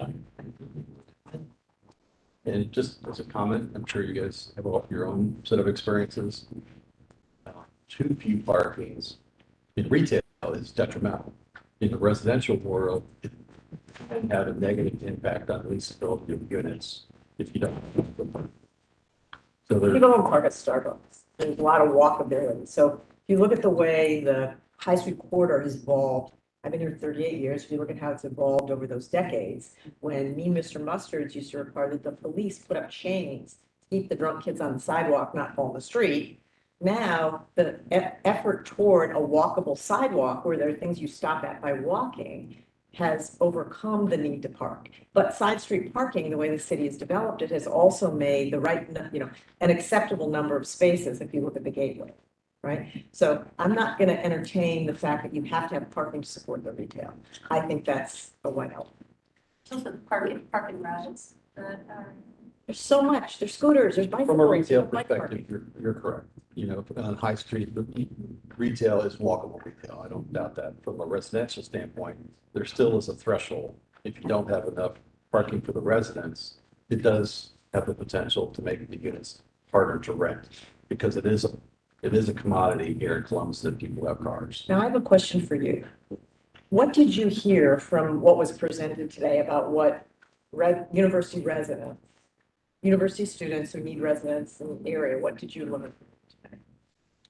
Well, the sense of place is what they all talked about. They all talked about, you know, the landmark locations that have been here and have gone, you know, over the years, or whether they're still here or not. You know, the beer stew is an example. So we certainly understand the sense of place and the need to have those community features. That's not to say a feature has to stay there indefinitely in perpetuity and it can't be replaced. And so that's one of the things about evolutions of communities. You know, this establishment might have been here for 50 years and it goes away because the people are retired. They don't want to be in the business anymore. They're tired of dealing with, you know, the liquor industry, whatever it might be. And it goes away and maybe something else goes back in there. Maybe something else doesn't. Right. So there is an evolution of communities that I think we all have to take into account. I've been here long enough to see it. Obviously, you all have, you know, been around town for long enough to see in all parts of the area, just not in the campus area. One of the things that I heard from the group Bill took the time to speak tonight is that they are not at the lowest end of being able to pay for housing. They're at a place where economics of housing is a very real perspective to them, and they're in graduate school, and they're not seeing the product that you're offering as being the thing that can serve their community. I certainly understand their position. I have two kids their age, you know, so I hear it at home, you know, and I certainly understand the economics of where they want to live, how they want to live, what is important to them as well. My own kids, one lives in the Italian Village, Short North area. My daughter's over in the Grandview area, so I get it. You know, they've gone a long way on their own to find that sense of place. So it's undeniable. I get that part of it. But there also is progress, you know, and if you go from Lane or even Norwich, you know, all the way down to 670, there's not an inch of High Street that has not been altered. No, believe me, we've seen it all. Better They've or all worse, talked to us. but that is. I'm saying something else. I'm saying I wonder if there's an opportunity by really creative housing providers, developers producing contemporary housing, to find a product that could serve that community. It's affordable to them. It's a different, that's, you know, I don't know what your base You know how is. most developers are making units affordable? I'm sorry, You know how most developers are making units affordable? building poorly. No. They have to meet the building code. So that's the standard. That's a baseline for anything. They make them smaller because it's a rent per square foot consideration. So we've done units, I'm sure you guys have done units, 250, 300 square feet. That's not what they want to do. You know, that's not the best. I'm wondering if there are other ways. It's a sincere question. I'm wondering if there's another way to produce housing that would be the next generation's housing that would really serve what the community needs. Yeah, that's an unanswerable question. I mean, if you look But around, it's what town, innovative I don't want to get into people the try to debate do. about housing in Columbus at large because it's a problem. You know, and the affordability is certainly a high topic. But that's a much bigger conversation than this particular thing. So I want to get back to my second question, if I may. From a retail commercial square foot basis, I pulled the plans for the building adjacent to the south there. And their retail base is pretty minimal. It's like maybe 25%, you know, of their frontage. They do have common area, amenity space, tenant related spaces on their ground floor as well. So is that a good guideline for us to work toward, or be consistent with what's already been done? No, you should do better. I heard two things. Well, 7 people on the board, we all have individual opinions, so if you're expecting unanimity, I got used. I'm just trying to frame a picture here. I think I've used the word precedent, and that is a precedent. So that is a reasonable argument to make a case by. If you can say, hey, look, the project to the south did this. This is the percentage of commercial space, the percentage of frontage. You guys approved them, is that a reasonable argument? For me, that is a reasonable argument. I can't. Fair enough. No, I understand. I appreciate that. I'll heard reaction. The best you can do. Convince us. I'm sorry. Convince us, like, do the best you can do and then explain to us. Right. Well, parking is certainly a priority, without a doubt, yes. And I understand the parking concern, right? And I understand you need to be able to lease your units, but again, it's a balance of units to parking. And in this case, you also have a commercial component. And they're all pieces of the puzzle. We have to figure out how to make it work. And then convince us that it's working, it's gonna work. And you're gonna have a successful project because of it. You'll be able to lease it. Okay. Okay. Thank you for your time this evening. Thank you. Appreciate the dialogue. Oh, Thank you. Okay, staff approved applications, Douglas, anything you want to discuss?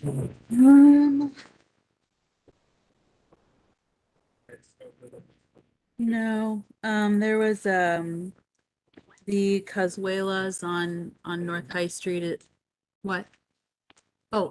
Oh, you're going, okay, sorry, this is near sight and this is far sight, so I'm like going like this.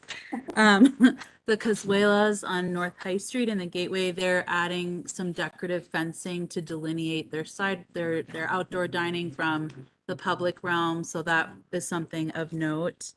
And then there's also a retail space next to what was the Panera. Well, we're about done.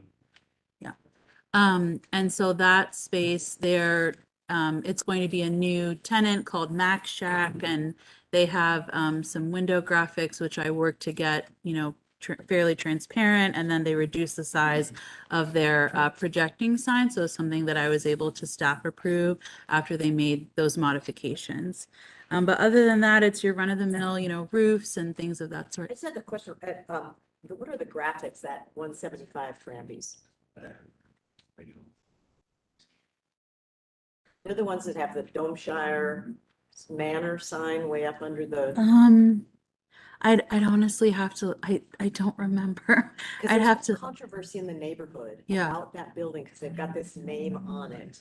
And then Okay. they've got a handmade rent something, and they've also have signs in the front yard. I just wonder what's going on there. Okay, I'm gonna revisit that and then I'll email you with that information. Okay. Yeah. Can we hold that one aside, without approving that among the staff? Approved? Come back to that, or? Yeah, we can revisit that next month Okay. after I submit, and I would just say, motion to approve them into the formal record. Right, but this one has been restricted alone. And then this one, they've also seen signs I do mounted, so I don't know which this graphics issue is. I think maybe in general it'd be. Oh, sorry, my colleague just reminded me, that property we think is also within a historic district. So that might have been one where HRC approved it, and so therefore I was able to staff approve it because it went through HRC first. But I'm gonna check on the location of it. Okay. So.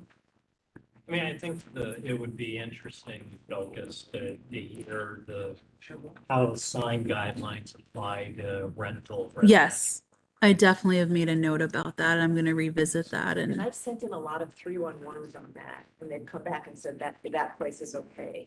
okay, Particularly the corner, like right across from Buckeye's Place at 19th and Indianola, there are two home team signs that are on big mounted, and apparently if you add up the graphics total Yeah. of them, it's two different signs on it. And there's Okay. been terrible rental signage. yeah, and I know exactly what you guys are talking, I drive through the area. That's how I get home to Clintonville, so, I know exactly what you're talking about. But yeah, I'm gonna look at that.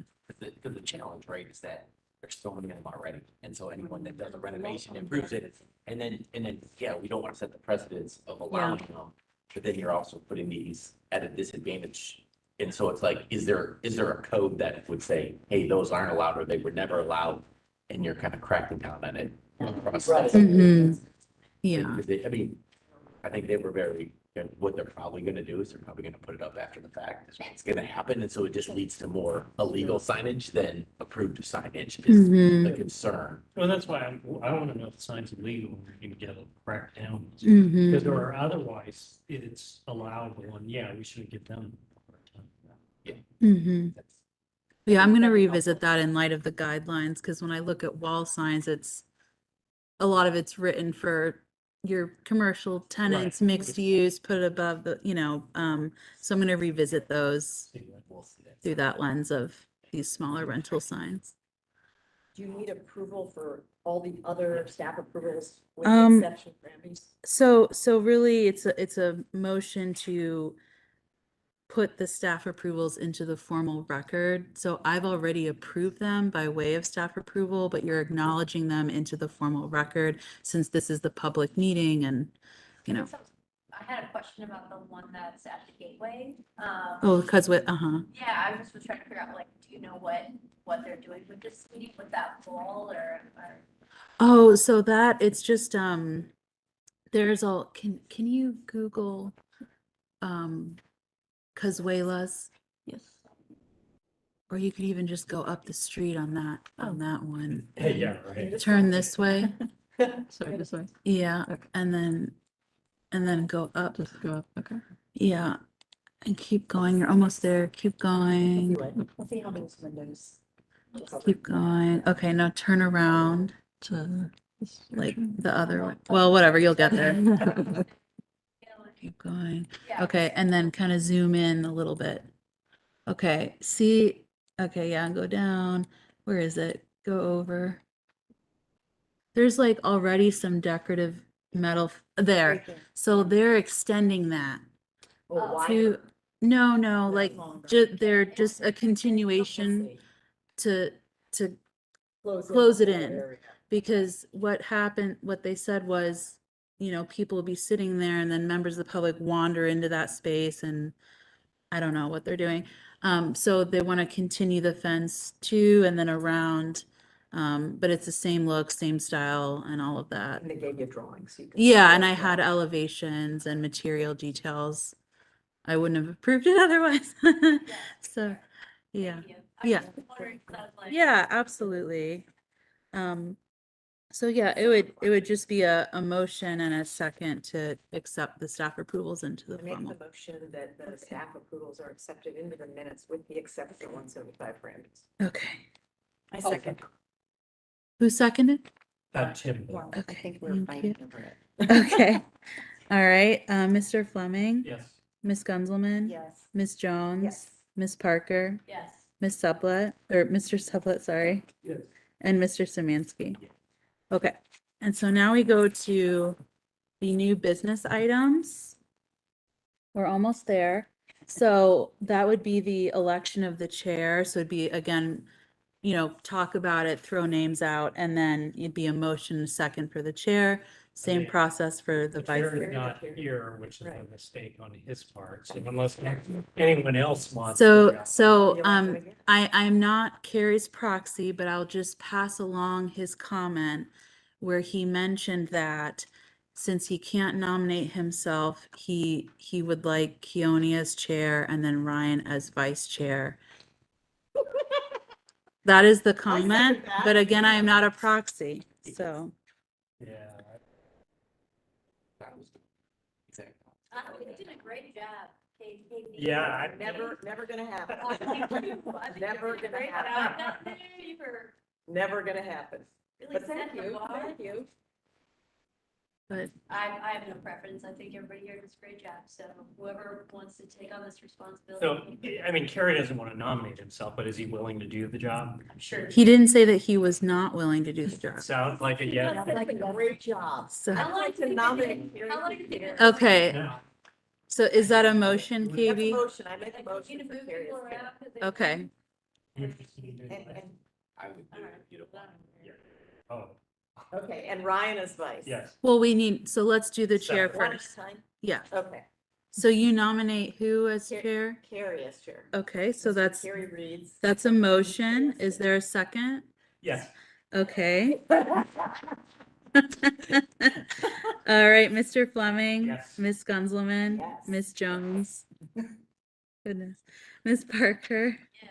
Mr. Sublett. Yes. Mr. Samansky. Yes. Okay, is there a motion for the vice chair? I'd love to nominate Sing as vice chair. Okay. So I have a motion. Is there a second for Mr. Samansky as vice chair? Oh, yep, okay. So Mr. Fleming? Yes. Ms. Gunzelman? Yes. Ms. Jones? Ms. Parker? Yes, All right, Mr. Sublett? Yes. And Mr. Samansky? I vote no. I mean, you can, but you'll be beat. Yes. Okay. Congratulations. New role shortly. And then the last piece, can you bring up the staff approval list? Okay. So, oh, you got it. Wow. All right. So the last piece is updates to the staff approval list. There's two. The minor one, if you go down, the minor one is to add parking lot, like repaving and restriping, just to make that clear that that's something I can staff approve. Generally, we've been doing it, but I feel like it's not super clear. That's why I'd like to add it in. And then the other piece, if we can scroll back up, is about windows. So previously, if there was a contributing building, right, there's this window approval list, which is great in theory. But then, you get a contributing building, there's already vinyl there, and they want to just replace in kind for another vinyl product. I would now, as it is now, need to bring that before the board. And so we're proposing this update where if it's a contributing building and there's already vinyl there, and they're swapping it in kind with a vinyl product, but they're keeping to the original masonry opening, which is consistent with plan recommendations, I would be able to staff approve that. So a vinyl to vinyl swap. Now, obviously, if original windows are there, that's when it would come to the board if they want to do vinyl and they don't want to do, keep the original windows. But that's the big update that I'm proposing, but no hard feelings either way. I just thought it, Yeah. Seems very straightforward. Okay. Appreciate your explanation. okay. Question, whatever happened to the 1996 Indianola safety stair addition? Double check it. They haven't started construction. We approved it quite a while ago. Yeah, It's a home team property. yeah, I'm gonna revisit that. I don't know if they, Home team properties owns rents a property at the corner of 19. mhm. We approved quite a while ago a new external stairs. They have too many people living in those seconds. Mhm. Oh, yeah, right. And